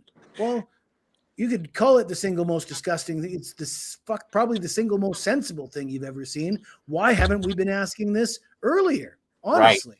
Right. Has Molly been questioned? No. That's ridiculous. They shut it all down, JC. It's all been shut down because That's absolutely ridiculous. Molly's only value was to provide, she was to finger Koberger. They're not interested. If They she's weren't going to involved call and she her to knows do what actually that. happened, they don't care about that. They want her to finger Koberger. That's what her use is. When in fact, if she was actually there and in a position to finger Koberger, that means she probably was in a position to know what actually happened. I don't know if I think that she's capable of doing it. Well, And But everyone does is that matter? capable But of Dago, doing does that that. really matter at this point? JC, I'm not saying she did it. I'm No. saying she's a junkie. She Well, yeah. hangs out with people who are capable of doing it. right. Exactly. And junkies don't give a shit about who lives and who dies when it's about getting high. And is she capable of watching it go down and benefiting from it? I think she is. They were never going to call her to the stand. They already had She's an unreliable witness. Dylan as unbelievably unreliable, and people going, what? But Right. you're going to get an individual who has a drug problem, maybe some mental problems, I don't know, on the stand. And what Ann would have done, said, hey, I'm going to show you something. And pull up where she got pulled over and says, hey, I'm friends with Bill Thompson. I'm going, is that you? And she went, yeah. I'm going, okay, thank you. And I would have sat down. Exactly. She was very unreliable. And like Jesse said, and I even called this. I'm not called it, but said the same thing in some sense. I would have looked at her as a suspect before a witness, period. Based on what she said, I mean, she's right there. And not to mean that she had her hands on it, but she definitely could have known somebody that did and known a lot more or could than what she's stating to be. Okay. And I truly think that Dylan Mortensen knows 100% who did it. I can agree with you. And maybe Bethany Funk too. I don't know. Absolutely. And Well, here's my point, JC. But where is Bethany? Where is Bethany's involvement in all this? Because they took Dylan's statement. Well, have we ever seen what Bethany said? they have a statement from her. I could explain that. I could explain that right now. I think it's a mistake to separate Dylan and Bethany from Hunter and Emily and Josie and whoever else was there during the 911 call. To me, I've said this many times. I'm going to say it again. I don't care who doesn't like it. They all participated in what appears Hunter and to Emily, be, yeah. all of them. Everybody who was present, they're all culpable, and they're I don't draw any distinction between them. How many people were there? Do we know? And we don't know that. We don't know. We know that it's Hunter and Emily and Josie and Bethany and Dylan, whoever else. Yeah, that's 5 people. I'm assuming there's gonna be a couple more people. But the point is, didn't Dave say that there was like 30 people? Could be. They might not have all been there on the 911 call or in the house or in the know. But what I'm saying is that based on what we know from what Dave said and what from WSU Kim said, and from what we know from the court documents and the evidence, and even what's been said by the people themselves, there's no fucking way that any of them actually believed that Xana was passed out drunk. I mean, that's just, there's so much evidence that suggests that it would be immediate. She is deceased. In my opinion, it doesn't require any evidence, because quite simply, if you explain to anybody that some college students were drinking and one of them passed out drunk and they called 911 without even looking at that person, taking a pulse, trying to stick the finger in the mouth and that a group of 5 people participated in this, and nobody interjected and said, we don't need to call 911. Let me have a look. College students don't want to call 911. They don't. No. They don't want fucking cops there. If there's anything they can do to prevent 911 from fucking being called, they're going to do it. And to call 911 for a person that you think might be passed out, that you haven't even looked at, you haven't taken their pulse, you haven't stuck your fucking finger in their mouth, you haven't tried to do CPR, you haven't tried to pat them on the back or wake them up. That is inconceivable. That doesn't make any fucking sense to anybody. Nobody would ever do that. We all know this. And somehow we've been convinced to forget about what we already know and just say, well, the mainstream media told us we should believe this. It's inconceivable. It's not fucking possible. So all those people on that 911 call are fucking liars, and they're participating in a cover-up. That's my opinion. I'm fucking sticking to it. Oh, and I agree with you. And Kim, yes, that is a very huge possibility. And you have a wonderful day, dear. Thank you for joining us. Hope to see you again soon. Real quick. Well, shoot, I lost it again. I keep losing it. Heather made a statement here. 1 second here. It's probably gone now. Hold on a minute. Let me pull it back up. Sorry, guys. I'm trying to keep up with all this at the same time. 1 second. And yeah, Jesse, that's a great statement. I just think this is the direction we need to go with this. And it is definitely, I agree. I do agree wholeheartedly. And that's what 90% of anything we talk about at this point forward. And like I said, Jesse had asked me the day that the plea went down if I was going to stop talking about it. I'm probably going to stop talking about Bryan, but I'm definitely not leaving go of any of this because this is a problem. And that's what they want us to do. Okay. Let me read this real quick. And then I'll explain to you what I mean. I think it's very likely that the defense finally got what they needed to prove that the FBI went into a DNA database that was unsanctioned, is what she's saying. That BK was a consumer of prior to this crime, downloaded his profile so that they could upload it into other databases, which is absolutely 100% what I said 2.5 years ago, that the FBI used an unsanctioned database. They weren't supposed to, but they can do what they want to do. And that's why they didn't want anybody to know what they were doing. That's why they said, don't use this, because that's what they did. Okay. Heritage. That's the name of the 23andMe or whatever the hell kind of type site it was that they used. And because of that, they got what they got. And that is, once again, all of these things that have been done, that's one major one, is not legal to do it in that sense. They should have never had Bryan's name that way. And what they did with it. So I agree with Heather on that too. So, and like I said, guys, 6 String Sizzling, welcome. Well, we do know that they did access 2 restricted databases. See, Heritage is one for a fact. I don't know the name of the other one, Heather, but she's right, guys. 100% right.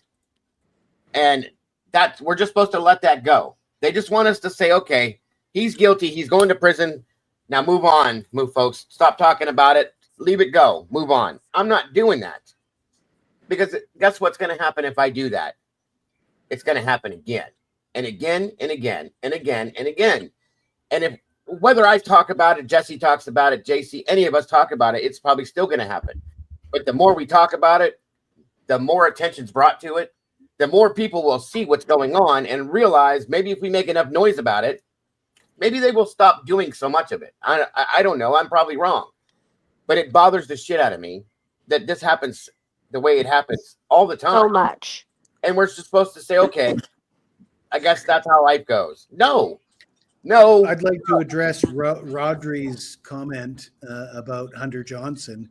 Who? He says Jesse hasn't watched Hunter Rodri. I believe it looks like a South African I name. see, gotcha. Rodri. Yeah. I don't know if he's from South Africa, he or she is from South Africa, but hasn't watched Hunter's explanation, it seems. But to me, there is no explanation. I mean, first of all, we did hear a story from Steve G where Hunter explained it by saying that he was summoned because the door was blocked and he was there to help open the door. But to me, there's no explanation. Whatever you thought was happening, 911 was called. When 911 is called, everybody there is now responsible for whatever's going on there. It's a group decision. You don't call if you're calling 911. Put it this way, if I show up at somebody's house and they're talking about calling 911, I want to have a say in that matter. I want to know why fucking cops are coming. You know what I mean? Like, wait a minute, why are we calling 911? So to me, there is no explanation. I've described it as the wisdom of crowds. Everybody present for the 911 call knew they were going to be involved in a 911 call. They all had a say. Well, yeah, like when I had to call 911. Go ahead, Jesse. Sorry. And the natural reaction is like, and this is how I would handle it, and I believe this is how anybody with a fucking half a brain would handle it. If you showed up at somebody's house and they're standing out front and they tell you, we're calling 911 because we're concerned about somebody that might be passed out drunk, the first thing that you're going to say is, let me fucking have a look. You know, I like, before we call, first of all, let's have a look. Like, why are we calling 911? And they tell you, and you're like, well, let's have a look. Like, can we, you know, I mean, at the end of the day, 911's not going to be there for, you're probably thinking 911 might not be there for 20 fucking minutes. So if somebody's dying on the fucking floor, let's have a fucking look, you know? When I called 911 on my friend, it was a group decision. There was 3 other gentlemen that were helping me, and like with my friend, and they asked because we were not patrons at the bar that night, but we were by the bar, and 3 people that worked at the bar happened to be outside. And then my friend went and did what he did, and then they're like, hey, we need to call 911. I said, we need to call 911. And they said, well, can we use your phone, because we don't want the bar's phone to be involved, because we don't want the bar to be involved because you guys weren't here. And I said, yeah, you can use my phone. I said, but can you please use my phone, and can you please call 911, because I don't really know what to say. And I was kind of shook up and whatever. And another guy, one of the 3 gentlemen was helping calm me down, so they didn't have to call 911 on me as well, you know. So it was a group. I'm just saying, it's a group decision. It was a group decision. Well, that's what I'm saying. It's always a group decision. I mean, if there's more than one person involved, it needs to be a group decision. And generally groups have more wisdom than one, you know, people have faults.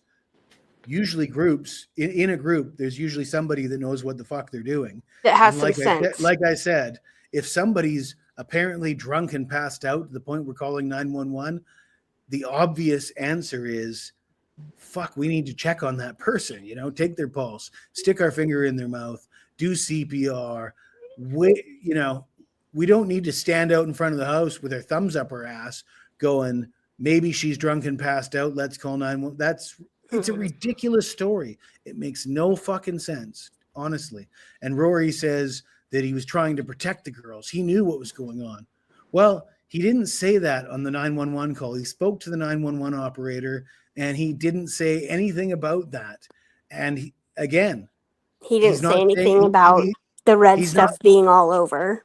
And he's not saying there's no mention of that. Well, the fucking fact of the matter is, if I went to a friend's house and they told me our mutual friend is passed out drunk, let's call 911, and I participated on the fucking phone call, and then I went in and found out that there was blood all over the place and they were stabbed to death, I'd be furious. And I'd be saying, listen, this is not on me. I did not, you know, I wouldn't be covering for them and making, you know, or if I was, I would be participating in a crime, because it is a crime to misreport a quadruple homicide. And that's what these kids did. And there's no tiptoeing around it.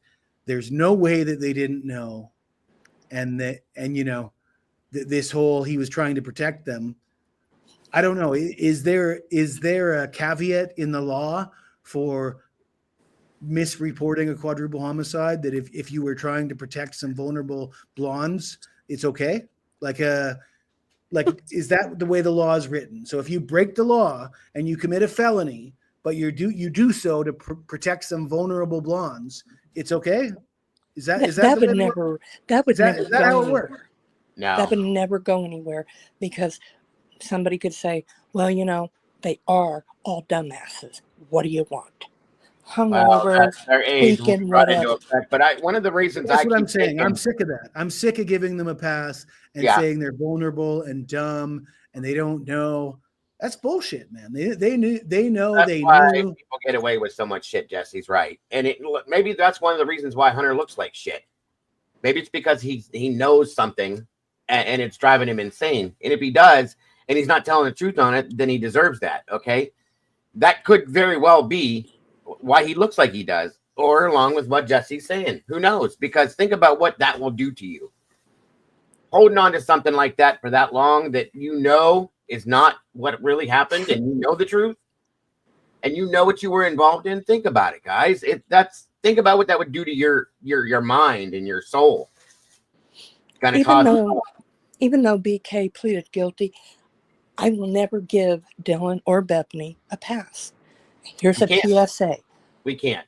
If you're going to have her live with you, sleep with one eye open and lock your door. Not give somebody that waits 8 hours to call 911. I don't give a shit what the excuse is. And let your friends lay there and die. And doesn't dial 911, there's no pass available. I don't give a fuck what your reasoning is. That pisses me off. And it always will piss me off. Because we don't know, and I don't care what Steve says, okay? We don't know that if you would have heard that, you heard it while it was in process and picked up your fucking phone and dialed 911 at that moment. You see how fast police response is in that area. It could have been. If it was all real, they would have been there. They could have interrupted, stopped it, helped somebody possibly, or even caught the person. Who knows? Okay, but none of that happened. That's why there's no passes available to anybody in my mind. How Dylan is not charged with an unlawful death. Stated she heard crying. So, did you hear BK crying? But wasn't it she heard Xana crying? Well, that means she's alive. Yeah. Yeah, and I agree, Heather. Literally, that is the narrative that the media and the public have forced others to basically abide by or be gang stalked. Amen. And yes, Diane, that's true. And that's why I'm saying times have changed. The fucking gloves are off. We need to not be afraid to say the elephant in the room is this is bullshit. And if we're going to talk about this case, that's what we need to talk about. That's it. That's 100% right, folks. And that's what I said. We are not letting it go. I will come in here as often as I need to talk about this bullshit. Anytime I can find anything that they have that comes to the surface that they've done, because they've done so much. And there's so many people that have been involved in it. Okay? Too many different reasons like I said, we can't let it go. They want us to just say, okay, it's done. Move on. Cover your next case. I'm not doing that. I will cover other cases, but this is not just going to go by the wayside for me because that has happened. It happened too many times. Too many times. It'll happen again. All these cases, guys, it just happens, and I'm sick of it. One thing I want to say though is a lot of people get pissed off because they think that what you mean is Dylan and Bethany are guilty. They murdered those kids, or they participated in. And I don't know if I think that, but I they think should be charged or whatever. I have no desire for Dylan and Bethany to go down. No, if they didn't do anything wrong. What I just want the truth. You need to tell the truth. I think as an investigating officer, what the police should have done is they should have went to them and said, listen, we know what happened here. We know that you didn't report this right away. Come clean with us. Tell us why, and we'll protect you. You know, tell us what you know. That's normal legal. Again, I'm not a lawyer, but as I understand it, and I think I have a decent understanding about life. Yes. Is this place is obviously when we're not talking normal. about a capital murder case, small little technicalities aren't a big deal. They just want the truth about the murders, right. And they should have forced Dylan and Bethany to come clean about what they were doing and what was going on there, and say, listen, immunity, sign here. We're not going to charge you for any of that. You're not going to face any problems. Just be honest with us about what happened here. But they didn't do that. And instead they tried to cover it up. And that's the big question here, is why are they covering that up? Because clearly something else was going on in that house. Clearly there was a reason why that 911 call was basically a scam. And as I said, it's not just Dylan and Bethany. Everybody present at that 911 call, Hunter, Emily, Josie, they're all equally as guilty, in my opinion. There's no fucking way that Hunter, Emily, and Josie didn't know everything that Dylan and Bethany knew. They all knew. They all knew that they weren't there for somebody drunk and passed out. If you think that they thought they were there for somebody drunk and passed out, you're a fucking idiot. I'll say it. Josie herself said when she walked in the door, she knew something was wrong. Immediately, before they saw, heard anything, she walked in the door and knew something was wrong. That says it. That tells its own story right there, folks. Okay, that's a problem. That's a problem. And no, it's not acceptable. It's not acceptable at all, and it should not be acceptable. Okay. Well, again, like I said, in the Patterson book, once again, James Patterson is writing the book, okay, that we all know about, which I'm gonna have to read as much as I'm against it now. But again, it's stated in the book, Michael Koberger himself clearly says, and I believe it, I truly believe it, okay? He says that sheath was not found when they said it was. That sheath was found later on. He believes it was put there, okay, as do I. He also says very loudly and clearly, as many others have, and Jesse has been talking about quite a bit lately too, after we saw and heard things, there were a lot of drugs in that house. A lot. His own father said that, okay? Whether people want to think that these kids were perfect or not, they were not. Agreed. Well, to me, the recent interview with Ben Mogan, I mean, Ben Mogan did an interview, and I don't want to be a victim shaming guy. Of course not. But you see that interview, and it's quite clear what you're looking at. You're looking at a guy with a serious fucking drug problem. Honestly, that guy was, I mean, I don't know how else to say it. I mean, you're looking at the guy, and he's got a drug problem. It's just blatantly obvious. And look at we already know that Dana's mother has the same problem. We know that Molly, the DoorDash driver, has the same problem. We look at Hunter and we speculate why he's lost so much weight, and there's more. But to me, that many people with drug problems surrounding this case go to motive, and it's not irrelevant, and it's not victim shaming. It's investigation. I mean, a proper fucking investigation. Good to see you, Charlotte. Follow up these leads, and a flawed investigation would be to ignore these things and say, well, it's not fair for us to criticize the father of the victims. Fuck that. Fuck fair. I can't say anything. We want to know what happened. I can't say anything you don't just about stop that. looking into it because you're afraid of offending somebody. I mean, if it goes to the truth of the matter, we need to follow up on it. Well, as far as Steve, it was known before that he did have a problem with it. That's fine. But after what he's gone through with the loss of his daughter, it would make sense that he would still have a problem with it. That's a huge trigger with that kind of stuff. And I get it. You're right. And it seems to be a problem in that area, period. Whether adults, kids, whatever it is. I mean, a lot of people, it's not just that area, guys, it's everywhere, but it does relate to this. Okay?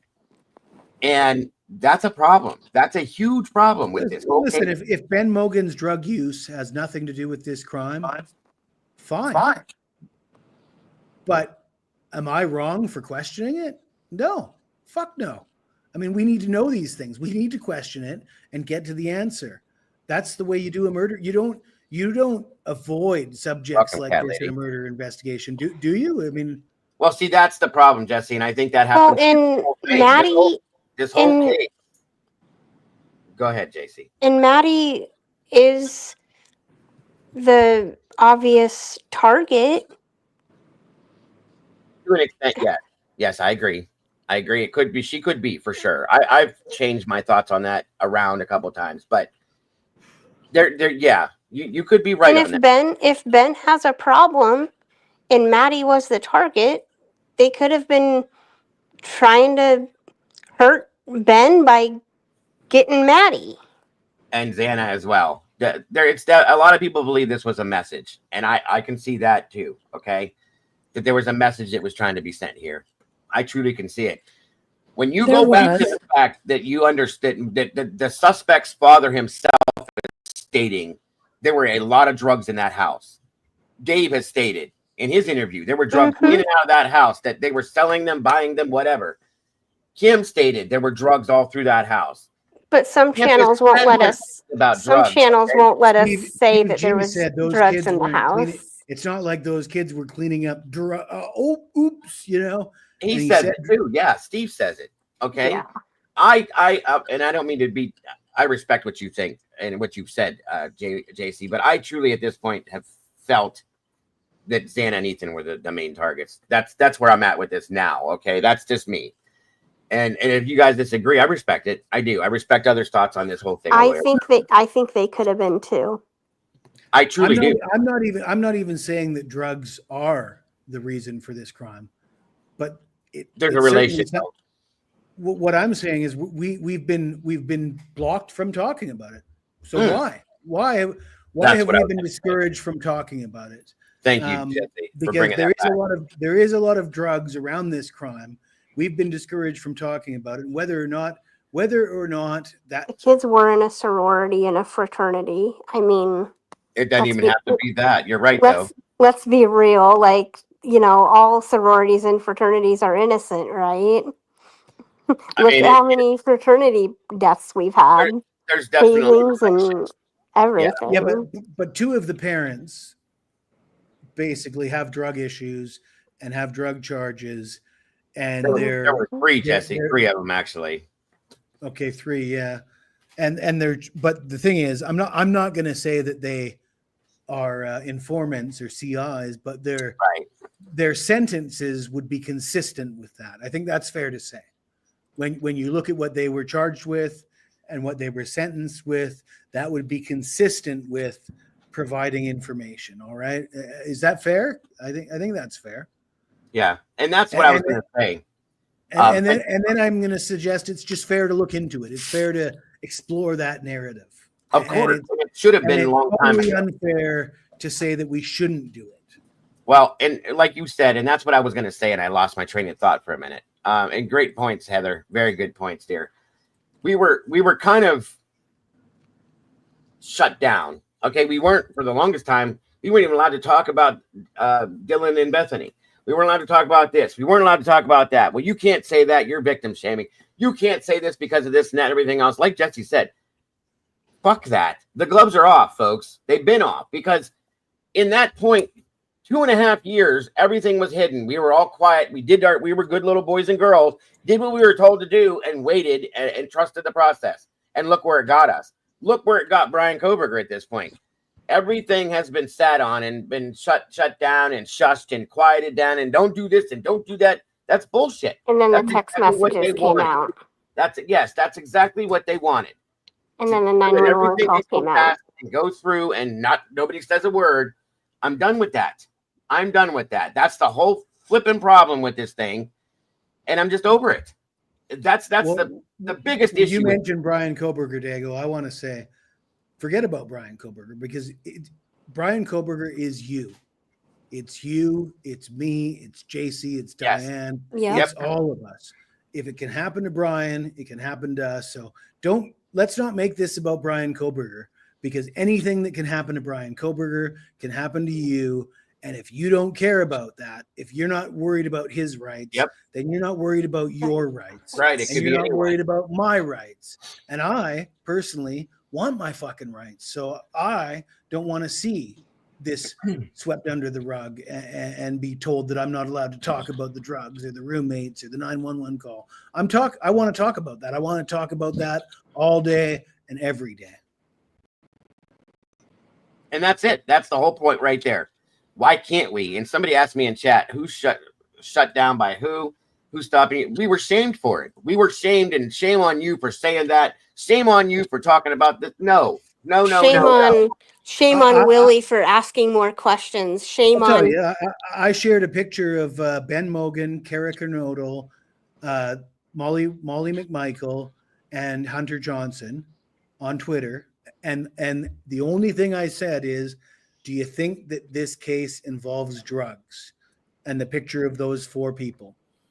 And 3 of those 4 people are drug addicts, and that's not debatable. Hunter Johnson, I don't know. Hunter Johnson might have lost weight because of stress. I don't know. It seems like an awful coincidence, though, that he's the dramatic weight loss. The point is, I got attacked. I got branded as the single most vile individual on fucking Twitter Of course. for saying that. And a lot of people they called me fat. They called me a Guido. I don't even think I'm Italian. Maybe I am a little. I don't know. They called big and tall was one of the insults they thrown at me. I'm 5'8", so I don't know. They're way off, anyways. That's just childish. They attacked me. They were furious. I mean, this was fucking disgusting to them that I shared this picture, and it was victim shaming. But the reality is, these people are in the case. These people are like parents of victims and witnesses. Well, it's not a secret. I mean, doesn't everyone know that Kara was in jail and she went to jail afterwards as well? This is simply what you do in investigation. You dig shit up, and some of it might be relevant or some of it might not be. But I don't think it's a secret that Kara's in jail. People with I thought she was out. When there's a murder, she's not in jail now. In and out and constantly back, and she'll probably be in and out for the rest of her life. To be honest with you, based on what I know. You're right. And Heather just said, listen, if we swapped Bryan for Kaylee's brother Steve and one of Bryan's sisters for Kaylee, this case would 100% never, ever, ever, ever, ever, ever 100% go the same way as it has. That's a fact. That's a fact. Yes, ma'am. I agree. No, you're right. And that's what it was. And on my own channel, yes. We're shamed for having statements and asking questions and wanting to know truth because it's about truth. But damn it, I'll be damned if we're told any of it. None of what we have been told is true, except for the date that this happened, in my opinion. That's it. Everything else we've had to figure out on our own damn, recognizance and figure it out ourselves. It's ridiculous. So that is why it's not being let go anymore. That's why when somebody says, oh, you can't do that, I'm going to tell them to go to hell. Yes, I can. I know my limits and where I need to stop and go. Okay. And I'm not going to stop. I'm going to ask those questions. The gloves are off, baby. Yeah, 100%. I want to know truth. We deserve that right, folks, as American citizens. We deserve that. Now, you don't even have to be an American citizen as a human being. Okay? We deserve to know. And it's not like we know. It's not like we know Bryan Kohberger. We don't. And I don't care to. I don't care to, folks. I don't care to know Bryan. I don't want to be his friend. I don't want to be his buddy. I don't want somebody that's innocent being put to death or going to prison. The fact is, he has rights, and his rights are our rights. That's right. And like you said, if it happens to him, it can happen to anybody. And it has. It's terrifying. Right. It's happened to Richard Allen. It almost happened to Karen Reed. And Karen Reed, like I said, she's got millions of dollars to pay for an all-star legal team. Otherwise she'd be in jail too. It's that's the fact. Well, it's none of your business, isn't it? But the hell, it's not. It happened to that guy in Missouri, Dago, that was executed. Oh yeah. Was his name Daniel something or? I know who you're talking about. I can't think of the name right. But yeah, it didn't seem to me from what I heard about his situation that they had any evidence. Yeah, I agree with you on that one. It happens all the time. There's cases we don't even know about it happening in, guys, because they're not put out there like this. Okay. Here's a little fun fact. Everyone, don't go to Idaho. There was a case in Canaan, or I can't pronounce it, county. They found the man guilty of murder, got the death penalty. Juror said, yep, kill him. 18 years later, they had to let him go because they knew he didn't do it. Yep. And what if they'd have fast tracked him to the chair, and he'd have lost his life over that? That's what I'm saying. That to me is considered murder just as much. Okay, it absolutely is. I don't care what the reasoning behind it is. There is. I mean, what do they say? Oops, my bad. No. Did you see the private chat, Diego? Yeah, I'm looking at it right now, responding to you. Dago, I was going to mention, and then you have the opposite things happening on the Robert Wone case.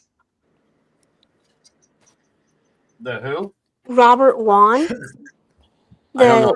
the Asian guy that died at his friend's house in DC in like 2006 or something like that. Oh, the guy that he showed up to spend the night at his friend's house and then just died. Yeah, I remember. I covered that. Yeah, and nobody has been arrested. None of those three guys, and they even granted Victor immunity if he told the truth. Yeah, and the guy didn't kill himself. There's no way in hell that happened. That's another crazy one too. Yes, you're right. And they're like they haven't came to a conclusion on that one. I mean, there's three possible not possible, but three obvious suspects, and they can't arrest them, or they can't get to the bottom of it. I think all three are involved. Truly, that's my opinion. But yeah, that's a crazy one. Yes, yeah. West Memphis 3, the Central Park 5. That's another one. Same situation. Thank God they got out of it. Nobody was put to death, but they went through hell. Spent their childhoods in prison. And now they're adults that have serious emotional issues due to that fact. Okay? West Memphis 3. We all know how that is and what that's all about. It's the Meister case that they based a lot of this stuff in here on. Huge issue right there in Idaho. Big issue. Also the doctor in Idaho they tried to convict. Okay? It happens every single day. And I want to point something out about that DoorDash driver. Yeah, go ahead. Molly. She's friends with Bill Thompson. I mean, she's clearly a drug addict. You just look at her. I mean, I think she's admitted that she's a drug addict. Her rap sheet certainly says she's a drug addict. But a lot of people empathized with her and was like, oh, well, her husband got shot. No wonder she's having a tough time. And why did her husband get shot? Well, that's the thing, JC, is for all intents and purposes, if you really look at the situation, her and her husband are at the scene with another guy who's involved in drugs, and he shoots her husband. It would sort of suggest that her husband was shot in a squabble over drugs. You know what I mean? Like, I mean, gone wrong. That would be the implication, right? And so now she's inserted into this case, and she's involved in another murder, potentially with the motive involving drugs, which that's yet to be determined. But when she inserts herself and she's the star witness and she says she was at the scene, this lends more credibility to that whole drug. And as I said, she should be a suspect. It's like, well, what were you fucking doing there? Wherever you go, there's people fucking killing each other over drugs. So what were you doing there? And what you're the common denominator. Yeah. To my knowledge, absolutely. she's the only one. I'm a gambling man. I make bets for a living. I would bet that Molly has been present for a lot more than just these two instances. She's probably been present for plenty of crimes, hence why she says she's friends with Bill Thompson. Yeah. Yes, very much so. Yeah, amen. Amen. These are both CI. Her and her boyfriend are both CIs. I promise you that. What's she going to do when Bill Thompson retires? They're not friends. Nothing's going to change. She's got her connections. But again, Meg, that's a huge thing right there. And folks, Meg is absolutely right. I did question it. This is when the whole world should have stepped back and went, something's wrong. When Bill Thompson sent the FBI to Gabrielle Vargas's house after she made her testimony that time, that was right there when everybody should have said, here we are. Here's the problem. That's where it started. Oh yeah, Gabby We Vargas. didn't start there, but that's where it was visually open to the world to say something's not right. And there's your point. Who does that? You don't do that kind of shit, okay? You don't do that. It doesn't happen. But it does. And it's not supposed to happen. You see what I'm saying? That is a huge problem. And I did question it, Z. I made a big deal about it. Hang on, guys. My wife's calling.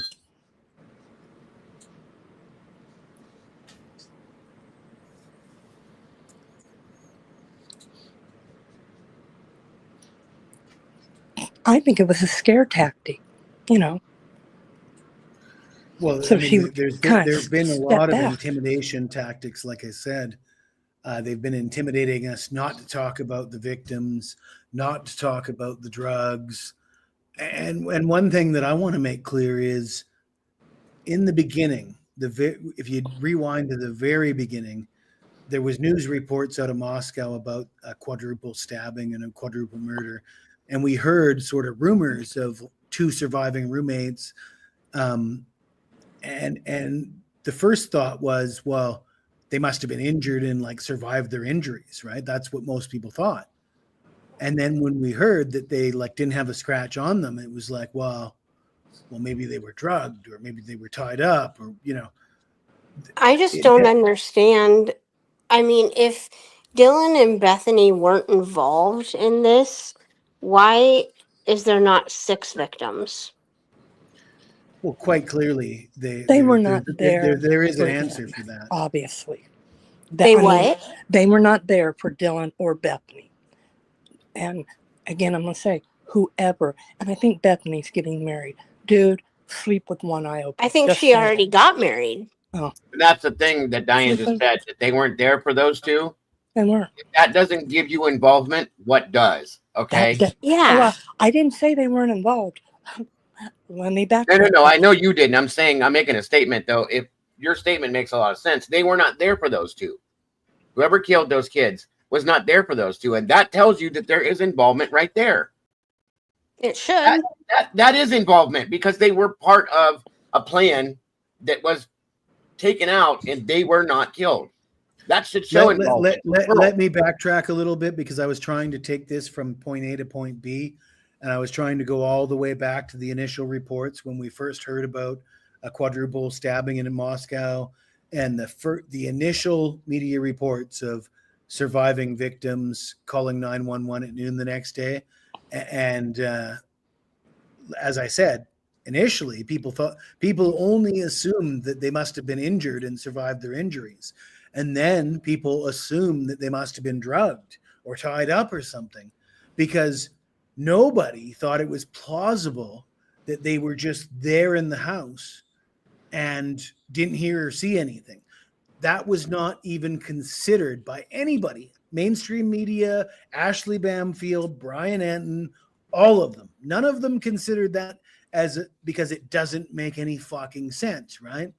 And then they had that initial press conference, and if you listen to that press conference, all the mainstream media is there. The reporters are asking, well, why didn't they call 911? Were they injured? You know, and they're not getting the answers that they want, and they're asking the right questions. They know it doesn't make any fucking sense that there's 2 surviving roommates that didn't hear or see anything. And Chief Fry is sitting up there looking like an idiot. And that changed when the PCA came out and the non-dissemination order was published, and the mainstream media was basically told, this is the narrative. This is what you're going to go with. And they went with it, and they rolled with it. They rolled hard with it.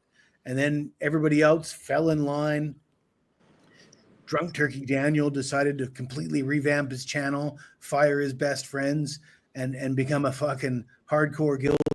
And he's not alone. A lot of people did that, but in the beginning, everybody knew. Right? And I think that's what we got to do, is go back to the beginning and just think about it along those lines, and think about nobody in the right mind would ever fucking think that this makes sense. The two surviving roommates saw nothing and heard nothing and reported it as a drunk friend the next day. That's a fucking ridiculous story. And it was ridiculous in the beginning. It's still ridiculous. Everybody just keep in mind. Agreed. 2 witnesses. And what the state wants you to believe, there's absolutely no ties between them, anybody in that residence, and Bryan. None. He just was out driving and he's like, I like that house. I mean, that's how they were going to go about it. 2 people in a home of 6. You know where you're going. You go upstairs immediately. You come down to the 2nd floor. Nobody's panicking. Nobody's running around or going, oh my God, we got to hurry up, get this done. We got to get out of here. No, they took their time. They did. Or, Bryan, since said he did it, went there and did what he was told to do. Or if you want to say, no, Bryan didn't do it, okay, then they went there and did what they were set out to. I mean, that's what they were told to do. And anybody thinking, oh no, it's just drugs. It's a very financially wealthy business for people to get into. Illegal, yes, but very financial. Once you start screwing with someone's money, their income, that's a problem. They get to be a different person. Yes. One day they could be like, hey, I love you, come here, bro. The next day, they're putting a knife in your back. It's nothing personal, which, I've been told. It's business. You have to look at it from a business aspect. And it's a rough lifestyle. Yes, it is. And Steve running around, I know who they're between him and his wife. I know the family members. The one in Washington, yeah, he could go, hey, my sister. And then they're going, let me see, does that benefit us? Is that going to work out for us? Is that going to help us? And I'm going to go, no. Having this crazy ass white boy alive works for us, and we're going to keep him that way. And I'm sorry to all of their families. I truly am. My heart goes out to you. But Steve, where in God's name did you think a prosecutor was working in your best interest? It's about numbers. That's how they get reelected, and they can be, the prosecuting attorney, and till hell freezes over. They're put there, and they're put there by their record. And if you look at Santa's, he's a plea deal person. I really didn't see it coming on this one. He is. He throws it out. I said that in the beginning. I didn't expect it either, but that's true. And being that Desi brought this up, I want to show you guys something from 2.5 years ago. Watch this real quick. Greg, I know. I see that. I'll have to fix it. Yes, it's very fuzzy. How about that? Hold on a minute. Thanks for bringing it up too, Jesse. It's a good point. Watch this guy. And remember. As we grieve, we will support each other as we grieve, and we'll move through this together as a Vandal family. Thank you. Who was that? Scott Green. Scott Green. That's Green. Okay. Come to the podium, please. And everybody needs to stop going, hey, was it drugs? Was it the university? Cedric Wills, I serve as the director of the Just link them together. Was it because he wanted to be Ted Bundy? Today, fuck, that has for your not been proven at all. Because it's important, vitally important, that we get the information that we have out to the public. That's Crime ridiculous. knows no boundaries, and these murders have shaken us to our very core. You heard the university president as well as the chief of police talk about this small community, and it's a very close, tight-knit community.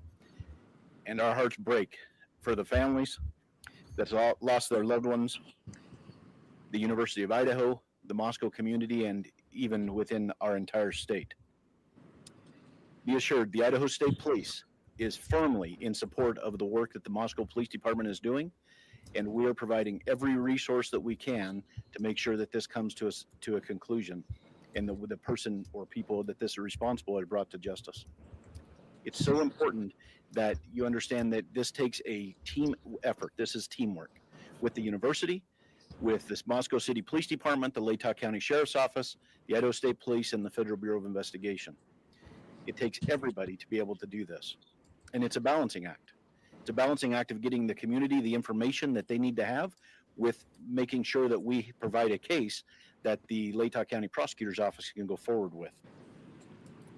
Governor Little, Idaho's governor, has assured me that the full weight of all the resources we have within our state are available to Chief Fry and to his team. Our crime lab is also involved with processing evidence, and our law enforcement throughout the region, state and federal agencies continue to provide resources. From the Idaho State Police's perspective, we've provided detectives here from this area, as well as detectives from out of the area, state police detectives, as well as patrol resources and communication assistance as well to provide for Chief Fry and his team. Following this briefing, our communications director from the Idaho State Police, Aaron Snell, if you'd raise your hand, Aaron, he will be the contact for all Amen to that one, Alicia. Media inquiries from here on out. He'll be working closely with Chief Fry and his team. And we have additional, like I said, additional patrol and investigation resources brought to bear here as well. We want to do everything we can to make sure that this is done correctly and that the people that are responsible for this are brought to justice. So at this time, I'm going to open it up to some questions that I'm sure you have, and we'll do the best we can to answer those for you.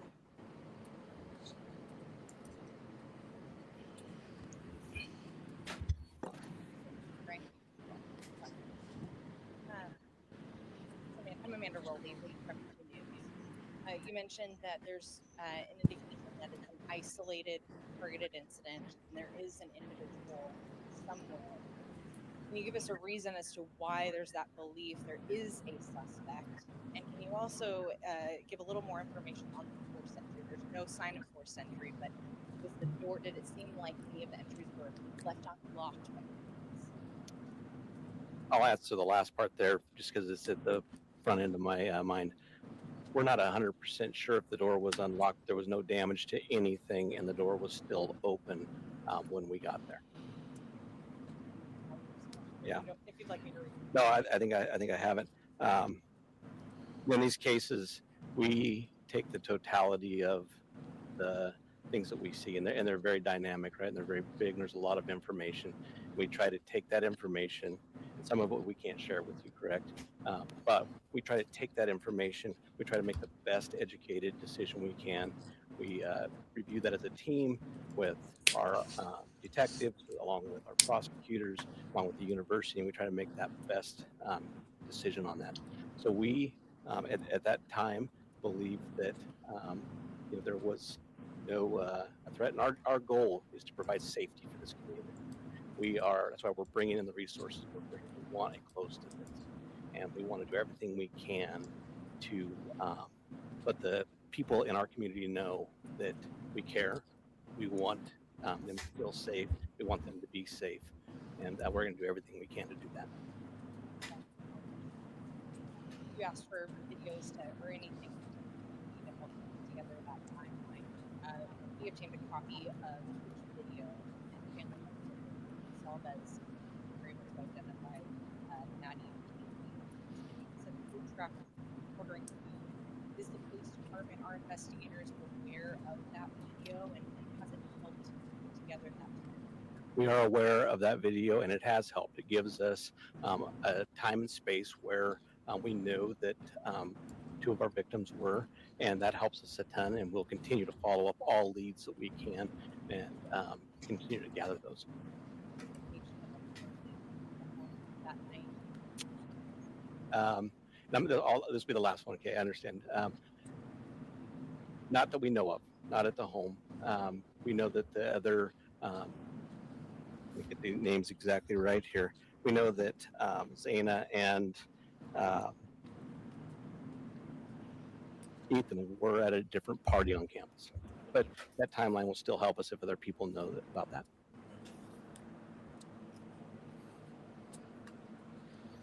Chief Wright, John with KHQ. On September 12th, there was a vandal alert that was sent out about a potential stabbing threat on Paradise Path. Does this have any connection with what we've seen so far?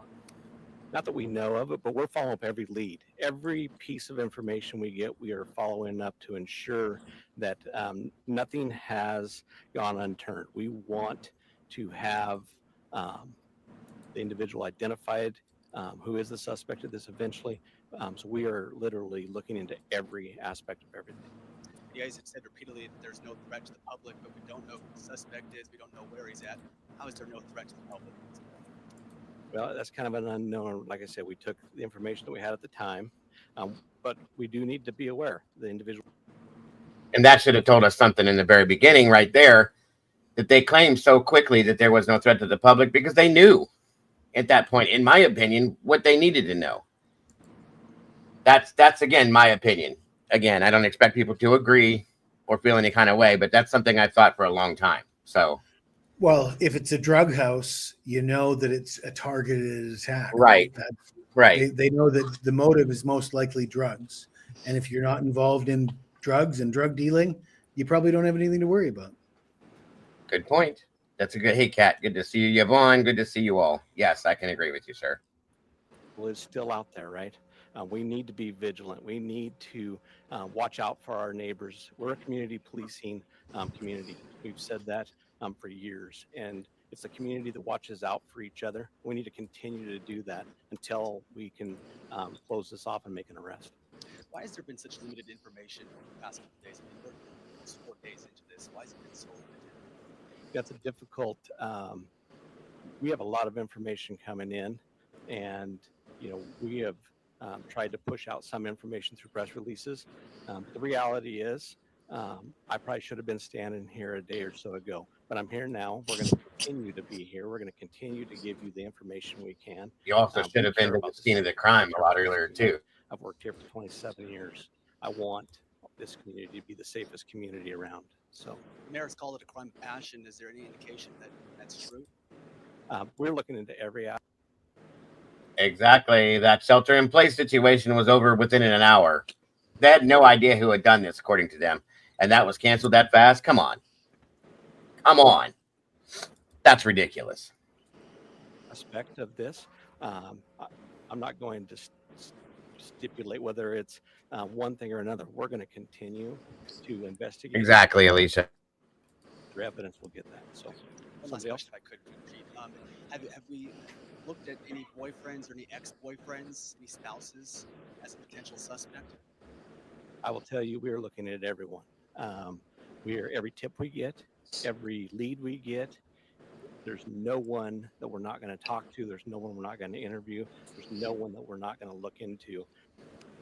But that's not true either, because there was many people they didn't talk to. Many people they didn't interview that they absolutely should have. Many people that owned, since they wanted to build the case around this damn Elantra, that owned that car. There was a car parked at Kim's house. One of her kids' friends owned a white Elantra. He parked the car there and went on a trip with the kids over a weekend and never talked to this kid. Not one time. So tell me that. So that's bullshit. That statement right there is absolute lies, because there's too many people that they didn't talk to because they didn't need to. It didn't go in with their narrative. And we're going to do our due diligence. We're going to make sure that nothing goes unturned, and that we do everything we can with the assistance of all the resources we have to get a final answer. Thanks, Chief. Great point, Noni. So there were, sorry, I'm Emma Epperly with the Spokes Interview. Hi. So there were other roommates who lived at that residence. Were the roommates home at the time? Exactly, Lucy. There was other people home at that time, but we are not just focusing just on them. We're focusing on everybody. Bingo. Keep it real. Right on point, sir.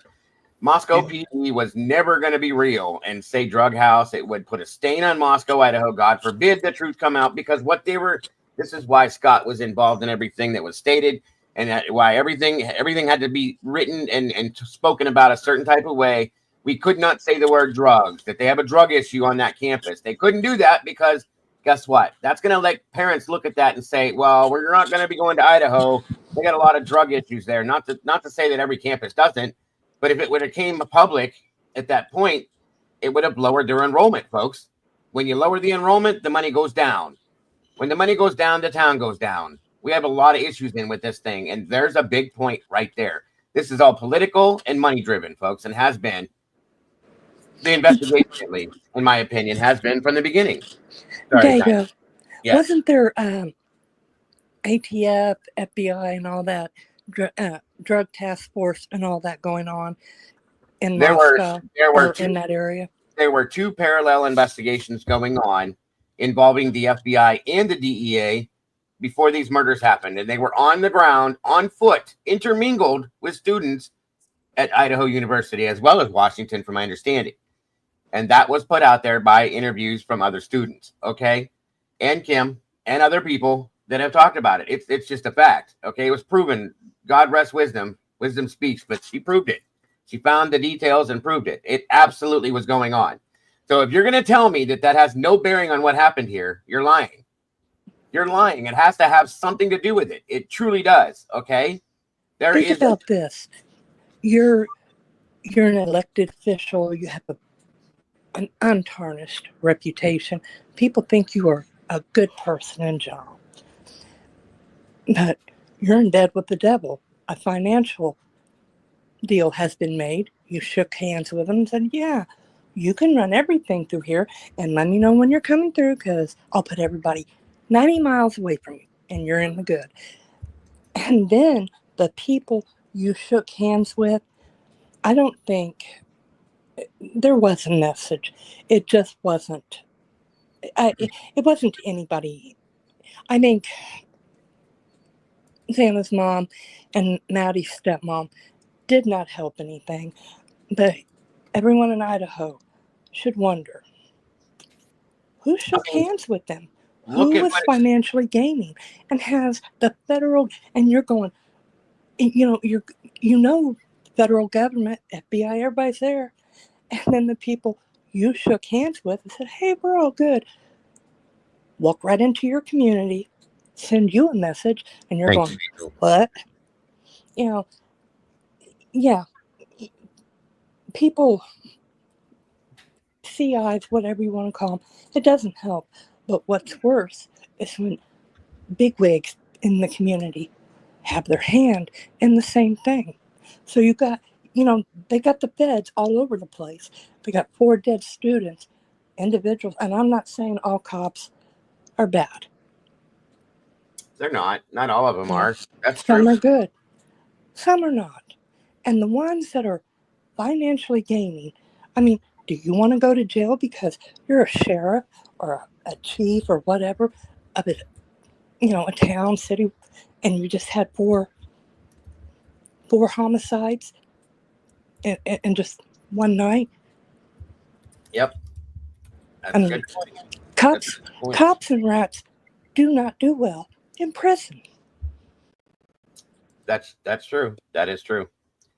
And yes, that's a great question, Cat Lady. I wonder where the new house is and the new people that are involved. Well, Dave even said when the investigation started into this, Jesse, you remember that when we brought that interview up, it was asked to him. I think Lana asked him, how has the drug trade been going? That everybody shut down. Everything shut down and got quiet when this happened.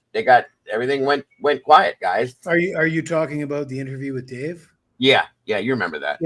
Yeah, Dave choked when he said he didn't want to talk about it, and then he reluctantly he ended up spilling the beans. Really, he did. I mean, really, I think that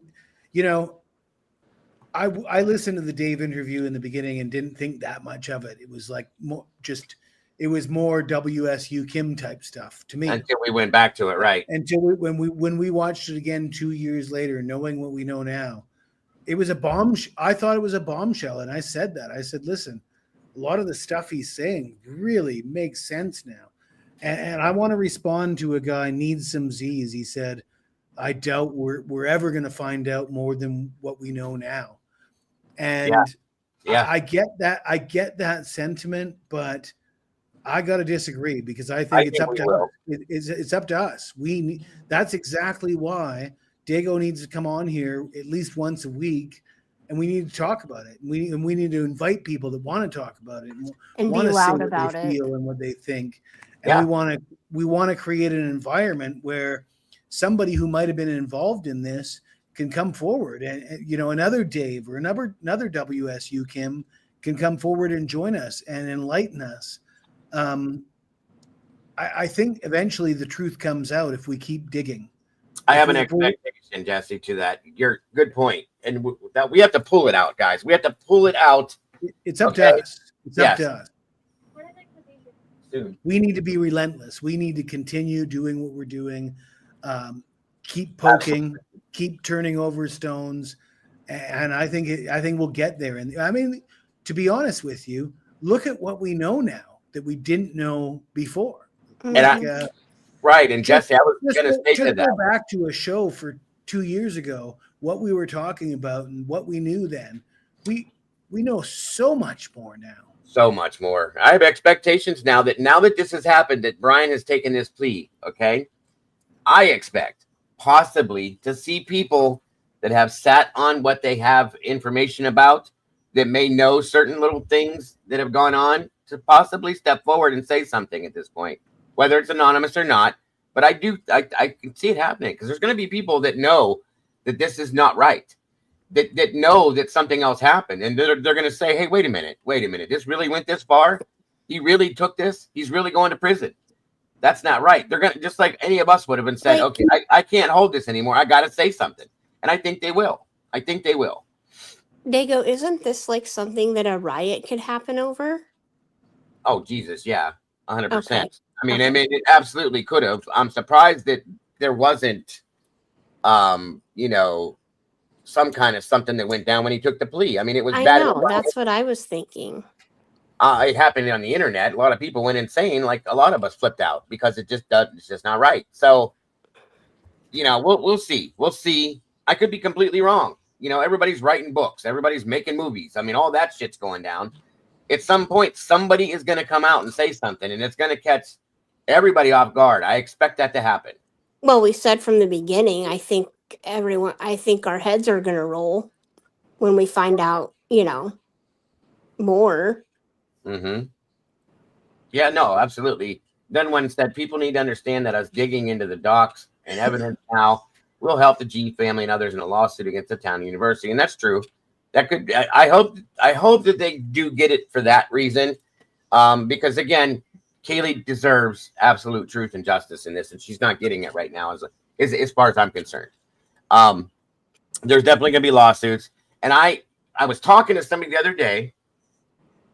We looked into it. Alicia was in here. She was helping us. We were in the Discord talking about it. Tomboy and all them. We were talking about if this were to be picked up federally.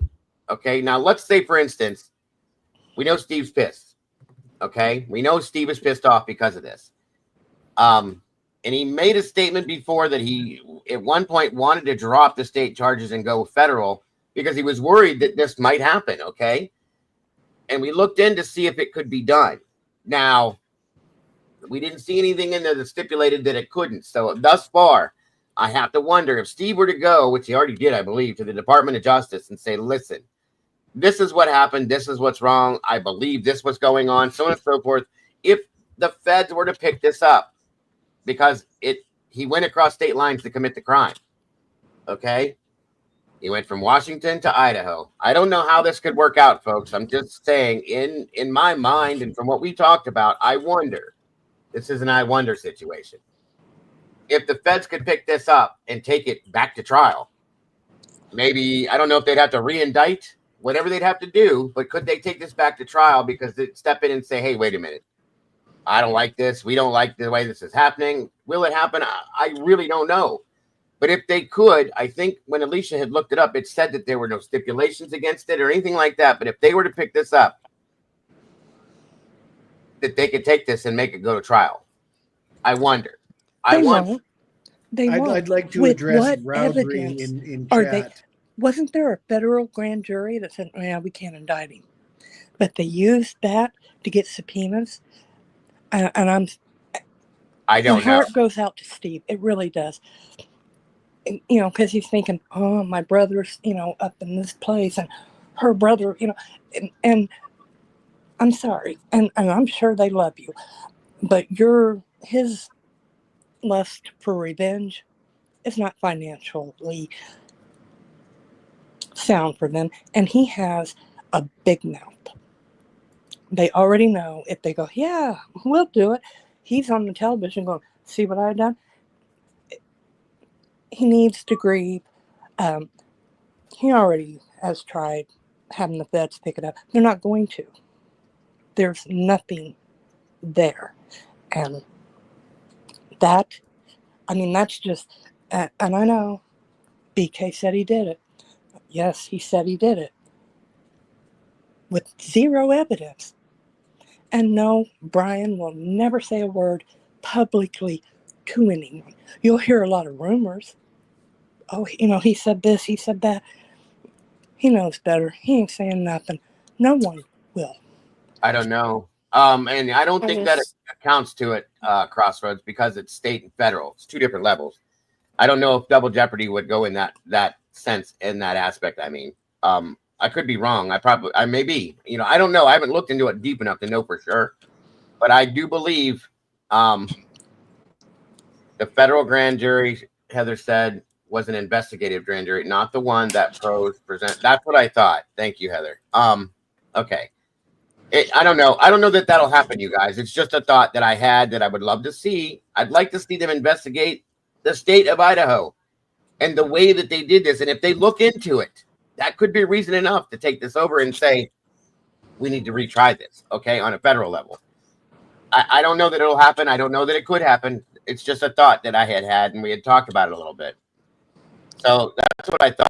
It does apply to federal and state. So it's equal. So if he's convicted statewide, they can't federally indict him on a different level. See, that's what I thought. With what evidence? I mean, literally, what evidence? And there's where Moscow, really started shitting their pants, is when the feds started backtracking. Well, that's what I mean, Diane. That's what I'm saying. Alicia said, yes, they can. Okay, that's what I thought. Okay. They could if they had evidence that puts him right there, and yes, could see, there he is walking in the house, there he is walking out. They have nothing. Well, and that's what I'm saying. So if the Department of Justice looks into what went on in this case, as far as the state, the prosecution, the DA's office, whoever has to look at it, okay, and they look at it and they say, okay, this shouldn't have happened this way. There was a lot of misconduct going on here. There was a lot of issues going on here.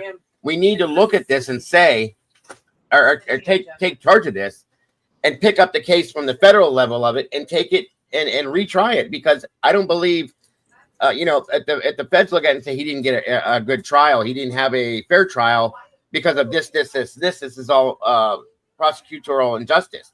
That's where it needs to be picked up at, from my opinion. And yeah. I thought when we read into it that they could, because it is separate. That's what I thought. Thank you. And Alicia looked into this when we were talking about the other night. So I would imagine if Ann or whoever were to take this to, even Steve, for his reasonings, to the DOJ and say, look, this is wrong. This needs to be picked up. And maybe they will. I just don't see how pleading guilty, though, helps you. You're right. You're right. You know what I mean? Like, I agree, Jesse. Pleading guilty is going to be used against you forever. Keep going, guys. I got to step away for a second. Keep going now. It's just, I really do think it's a mistake. But somebody, Rowdry, I think it's a South African name, had said that eventually Bryan Kohberger is going to admit what he did. That's what he said in the chat. I just want to know, I just want to know if he did it, and if this is really true that he actually did this. I want to know I want a motive. Isn't that is Well, that like one of the number one things that you want, Jesse? absolutely. Okay, But so as I'm not far as crazy. far as the idea I want a that motive, and I want the why, and I kind of want the how too. this is going to be my point, because my point is Rowdry is saying that eventually Brian Koberger will tell us why he did it or whatever, but that should have been part of the deal. I mean, It the state absolute. That's what I claims think. they had this lockdown case and that he wanted to take a deal. They should have forced him to explain how he did it and tell and explain all this. That should have been. And if he's not willing to do it, they should have said no deal, no deal. You don't Because get to in plead some guilty. cases, isn't it like when they offer a deal, they have to like tell how they did it, and then like Yeah, one they certainly case have the option to do that, but didn't one guy in one case like wasn't it Richard Allen that like said what he did or whatever, but it didn't match what evidence they had? Yeah, Yeah, I mean, and I think and they so that's quite. still found I him think that's quite guilty. and common, they still actually. found him guilty. So make it make sense, y'all. But the point is, if they actually had him and they had all the evidence, they should have forced him to. They need What to Rowdry ask him was a saying is, question that only they need to ask him a question that only the actual person would know, and if he answers it correctly, then that's one thing, but if he doesn't, then that's another. yeah, where did he get rid of the murder weapon? Why did he do it? All these things. He should have had to answer all those questions. I Mm-hmm. mean, because that's what the families want, right? And that's Um, what The that's what the state could Gonsalves have family was made that. asking for. And as much as I disagree with a lot of the Gonsalves family's opinions, I think they have every right to ask for that information. They have every Sure, right. Oh yeah. sure. And Should have made if them. the state is going to accept a plea, he should have had to disclose all that. And the only reason you would think they wouldn't demand that, or he wouldn't So produce that, is because they don't think that would be good for their case. You know, like if they really believed he was guilty, why wouldn't they? You know, if he's willing to plead guilty, why wouldn't you ask him to say those things? I Well, they mean, should have worked it into the plea deal. I agree with you, Jesse. That should have been a must. Okay, But but it if you wasn't. notice, the state didn't have to do anything. They had to do nothing, you guys. but Nothing. Dago, I have a question. If Bill Thompson sat up there basically and read the toilet paper to us, Mm-hmm. why did Hitler not say no deal? I don't understand that. I don't understand that. I thought Okay, so you're not understanding it either. That makes me feel no, better. no. I thought Hitler may challenge it, guys. I truly I did thought he because was going. I was like, well, if Bill Thompson just sat up there and told us this POS, then why can't Hitler say no deal or not well, accept it? that and the fact that the families were so upset about this, I thought maybe he would have maybe said, okay, we need to rehash this a little bit, or denied it or something. He didn't even blink, folks. He didn't even blink. He approved it right there. That was a problem for Because me. Hitler thinks he's guilty He already knew. Yeah. from the get go. Hitler thought he was guilty. And yes, the But innocence you as a program, judge, you can't be biased as a judge, right? you I mean, shouldn't you be. shouldn't be. No, you shouldn't be. And yeah, the innocence program can pick it up, Cat Lady, but I don't know how they would work it because there is a no appeal clause. I don't know how that would work. If they can find, they'll be the ones that could find the loophole or whatever. Exonerating evidence. Yeah, they'll be able to find it if they pick it up. I hope maybe they will. That should say something also. The state Yeah. could have made Bryan stand there and say everything, why he did it, how he did it, all of it. They should have. They He didn't. should have had to allocute. He should have had to allocute. I agree with that wholeheartedly, folks. To take that deal, that should have been a fact. Yes, but it wasn't. Nope. at least to satisfy the families, right? I mean, I think the G's at least deserve that much. I think some of that can still happen via sentencing. I think, don't quote me, but I do believe that something could be brought up. I don't know that it'll happen, but Steve already claimed that he ain't going to have a word to say at the sentencing. He's not putting out a victim impact statement or nothing. So I don't know. Steve needs to tighten his lips a little bit, because when you get online, it's the internet. Everybody sees it, and you threaten someone's life, and something happens to that person, he'll be sitting right with Bryan. Yeah. That's, well, I mean, that's with the things he's been saying, and it's all out of anger. I understand. Oh He has yeah, every right to be mad. I agree with him. He should be mad, but you got to watch what you're saying there. The factual basis of the charges is going to sound a bit different from the PCA proceeds to read. Yeah, that's 100% what he said. This is going to sound a little bit different from what you've heard, folks, and then reads the exact same damn thing that we've already heard. It was ridiculous what he did. It's completely, he had to do nothing.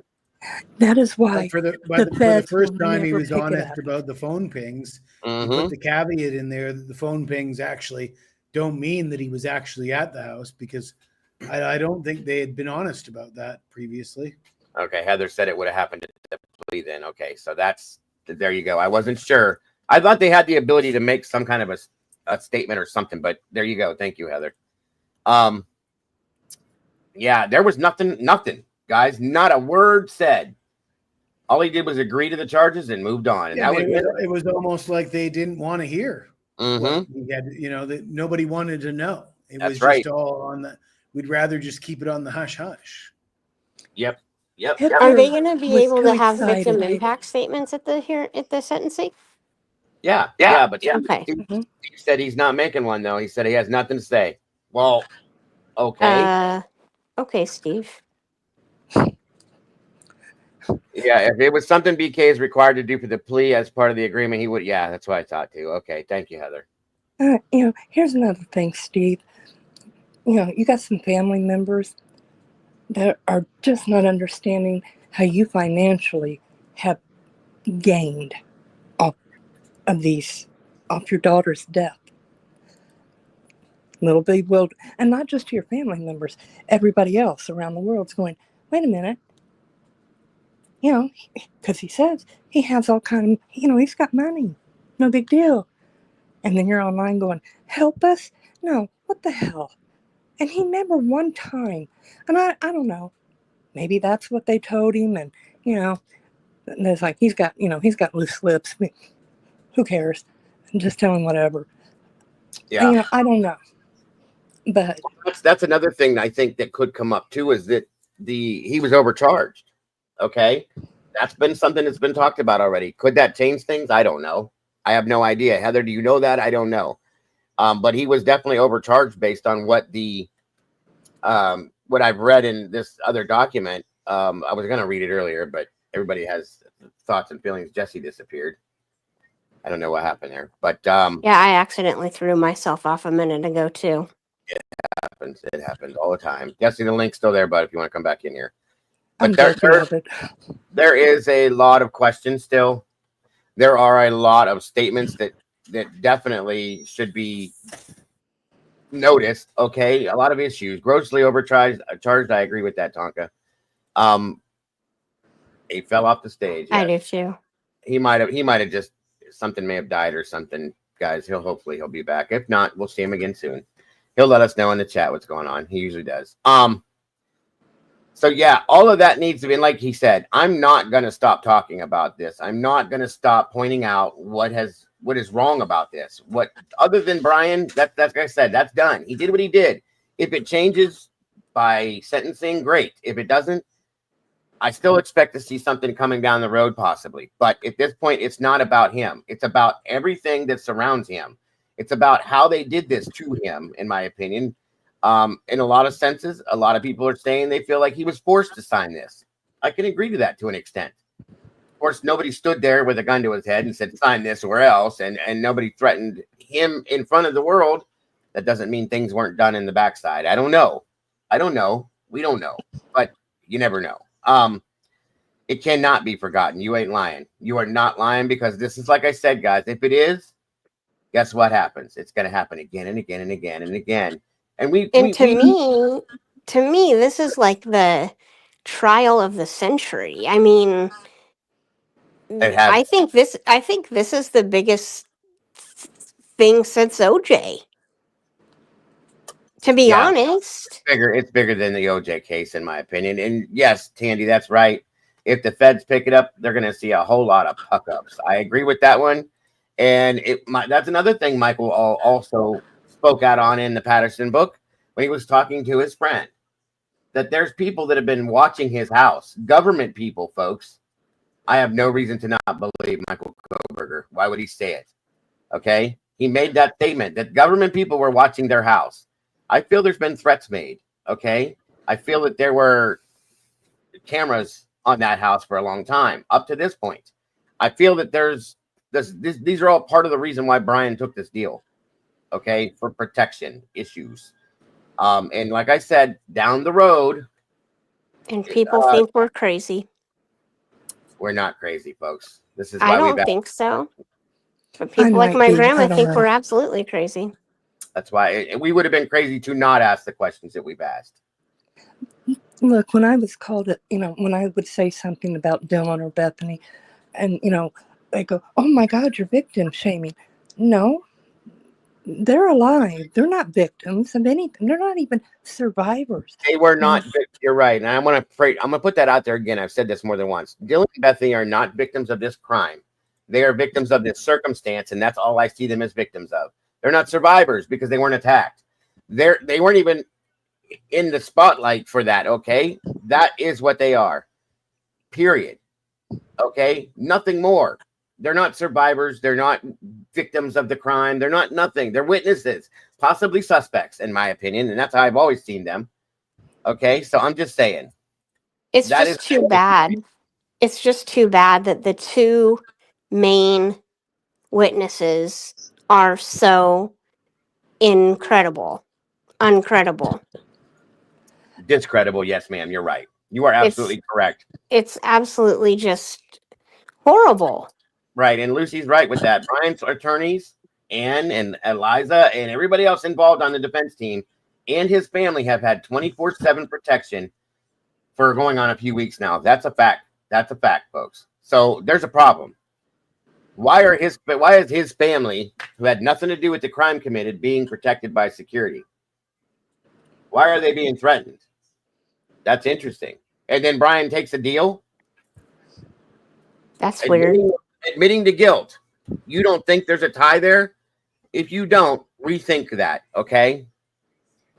Amen to that one, Paco. We're fighting by talking about what we're talking about, by bringing this up on a regular basis and repeatedly talking about it. We're protecting ourselves.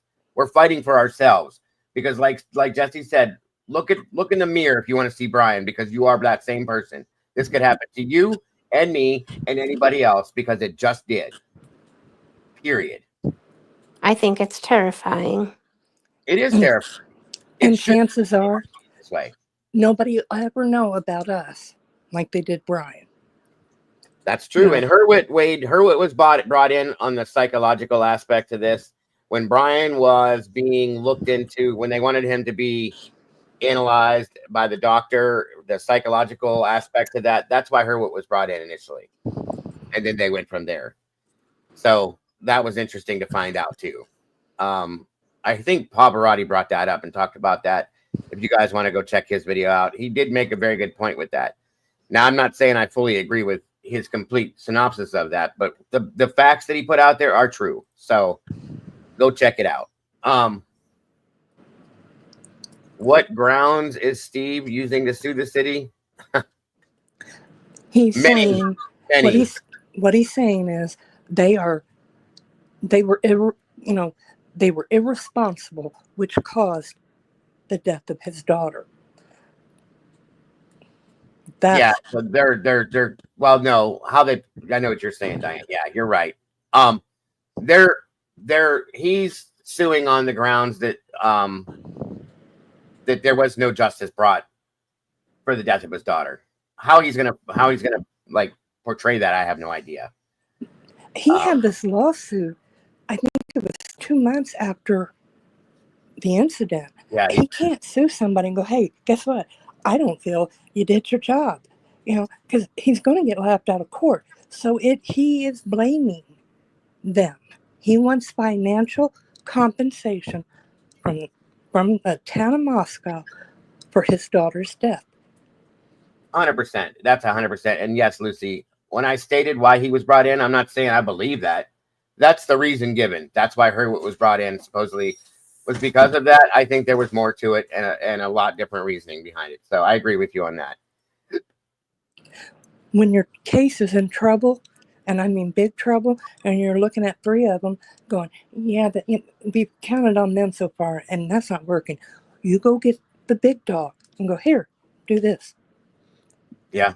They were in trouble.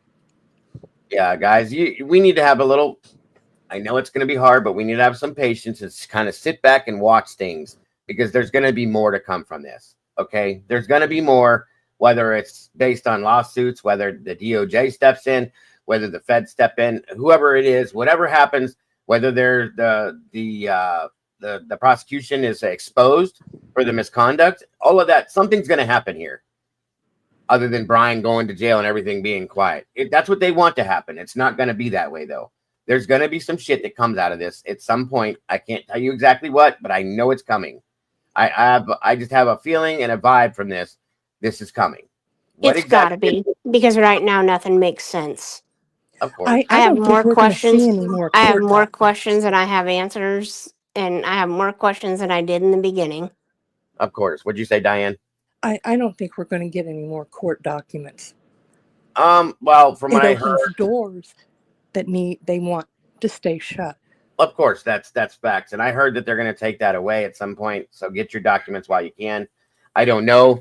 We may get the sentencing documents and things like that, and at that point, that'll probably be after that. It'll stop. But I don't know. I don't know if we'll get, the post documentation from all this. I highly doubt it. After that, they'll probably take that site down, lock it out, whatever. But like I said, I've heard rumor, if you want documents, get them now while you can before they're taken off. I don't know if that's true or not, whatever. I don't see why it would be, because they typically leave those, but we do need to have patience, Paco. I agree with you. Just relax. If this ain't going nowhere, folks, it's not going nowhere. And I agree. I feel something's going to come out down the road.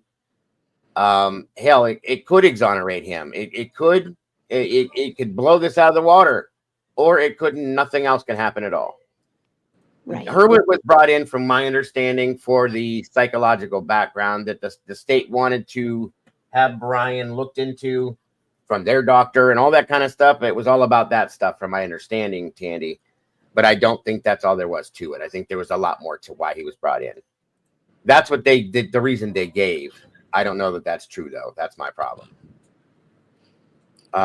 Yeah, because I mean, a football team and their quarterback keeps throwing interceptions and they're scoring, and you're like, you pull that quarterback out of the game and you put someone else in.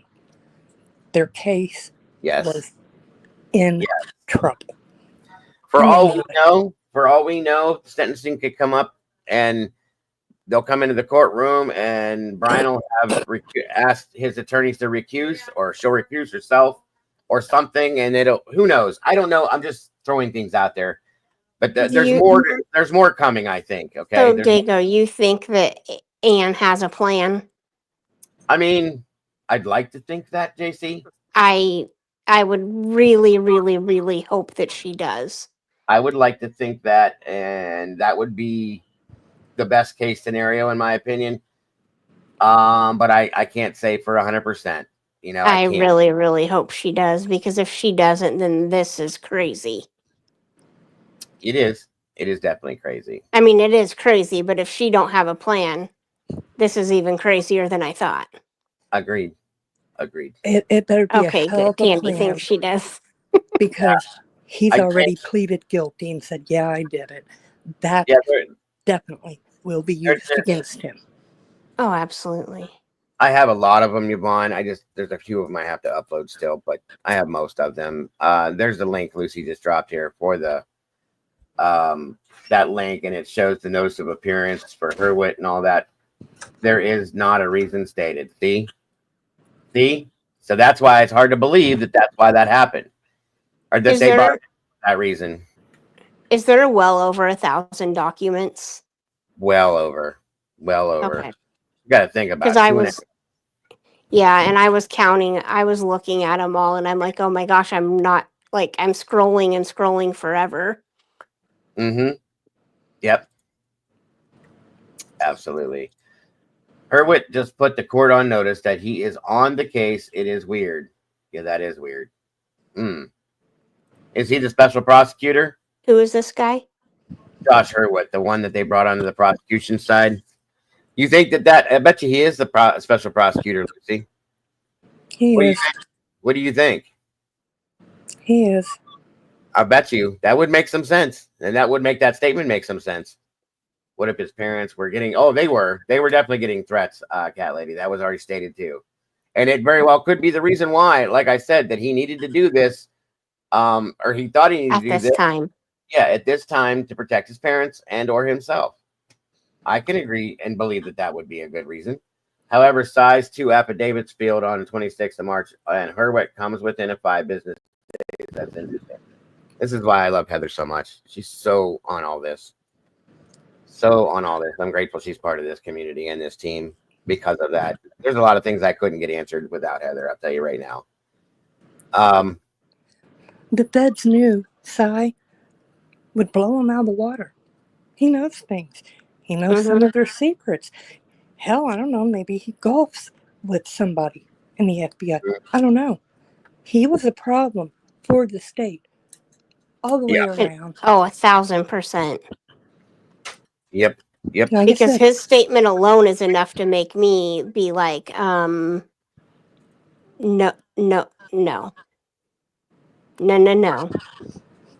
Yeah. You guys need to go in a different direction.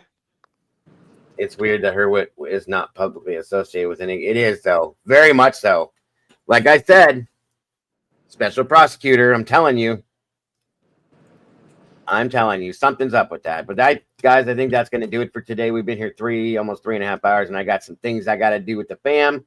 I'm going to try very hard to be back in here this afternoon or this evening, whether to talk about this or whatever else, but I want to be back and hang out with you awesome peeps. So I want to thank Diane for joining me, Jesse for joining me, JC. I loved having you up here. You need to go get some sleep, dear. I know. I need to do something, and then I'll go live. Absolutely. It was a good conversation, and there's a lot more to come from it, folks, because this ain't over. Yeah. This definitely is not over. The government level, judicial level of government and legal level of government in Idaho is a problem, folks. Not just in Idaho, but what we're talking about is definitely a problem. Across the board. Yeah, we need to make sure that it's known to the world that there's issues, there's problems, and there's innocent people going to jail and being forced into signing plea agreements, in my opinion, that they just shouldn't be doing. So that being said, guys, that's going to do it again, ladies. Thank you for joining me, Jesse. Thank you for having me, Dago. Anytime. You guys are always welcome here. I appreciate your input, your thoughts, your feelings, your opinions. Yep. All of it, because you're amazing. Bye-bye, guys. Have a Thank great you day. for having me, Dago. Everybody have a good Sunday.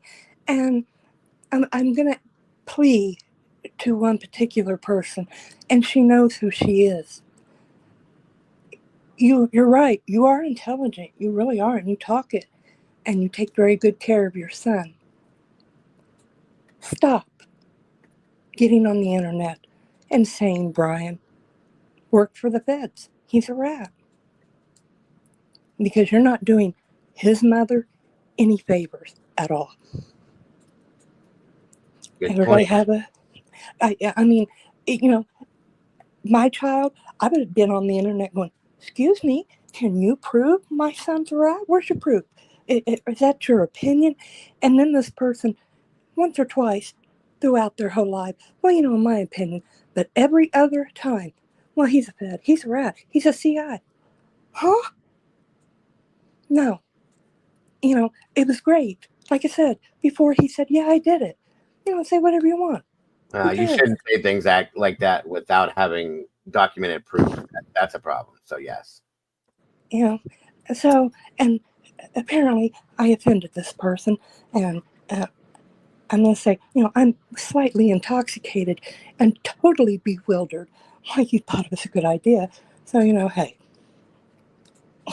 I mean, Good. but everybody have a great Sunday. Thank you, Dago. Bye. Yes, dear. You too. Thank you so much, Diane. Have a great one. Thank you, Cat Lady. And that'll do. It was a great conversation as always, guys. Like I said, this is just the beginning as far as this is concerned. And we will repeatedly, again and again, be talking about this. Hey, Firefly, good to see you, dear. Hope you're doing well. It's been a while. I hope you had a great 4th. Wonderful to see you.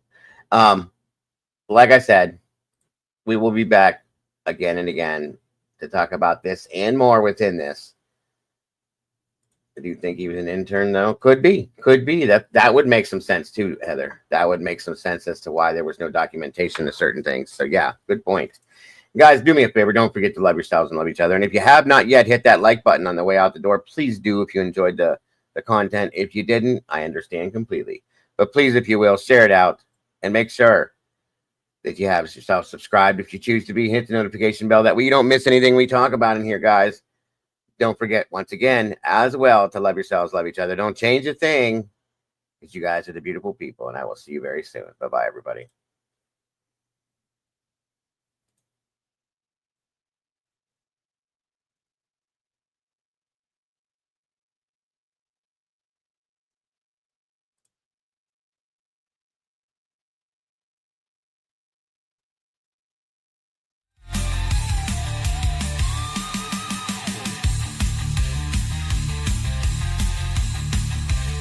True Cafe, the True Crime Cafe.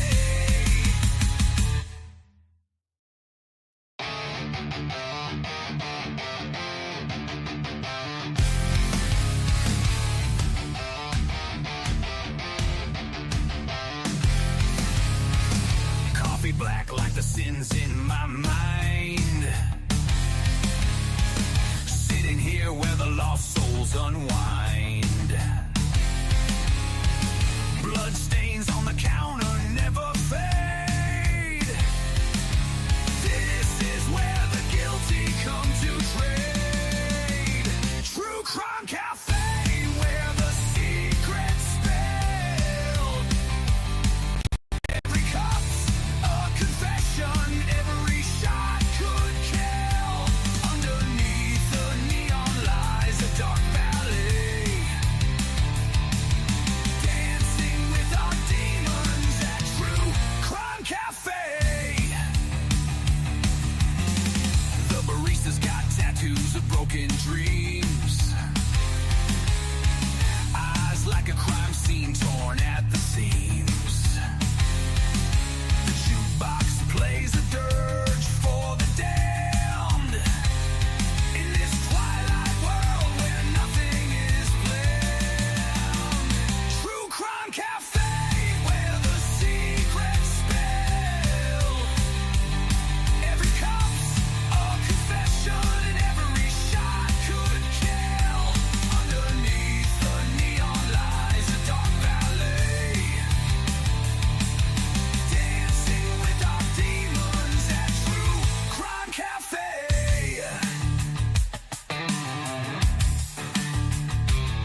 The coffee's bitter like a lover's last fight. The air's electric in the neon light. A place where lies and truth collide. Order a double shot and swallow your pride.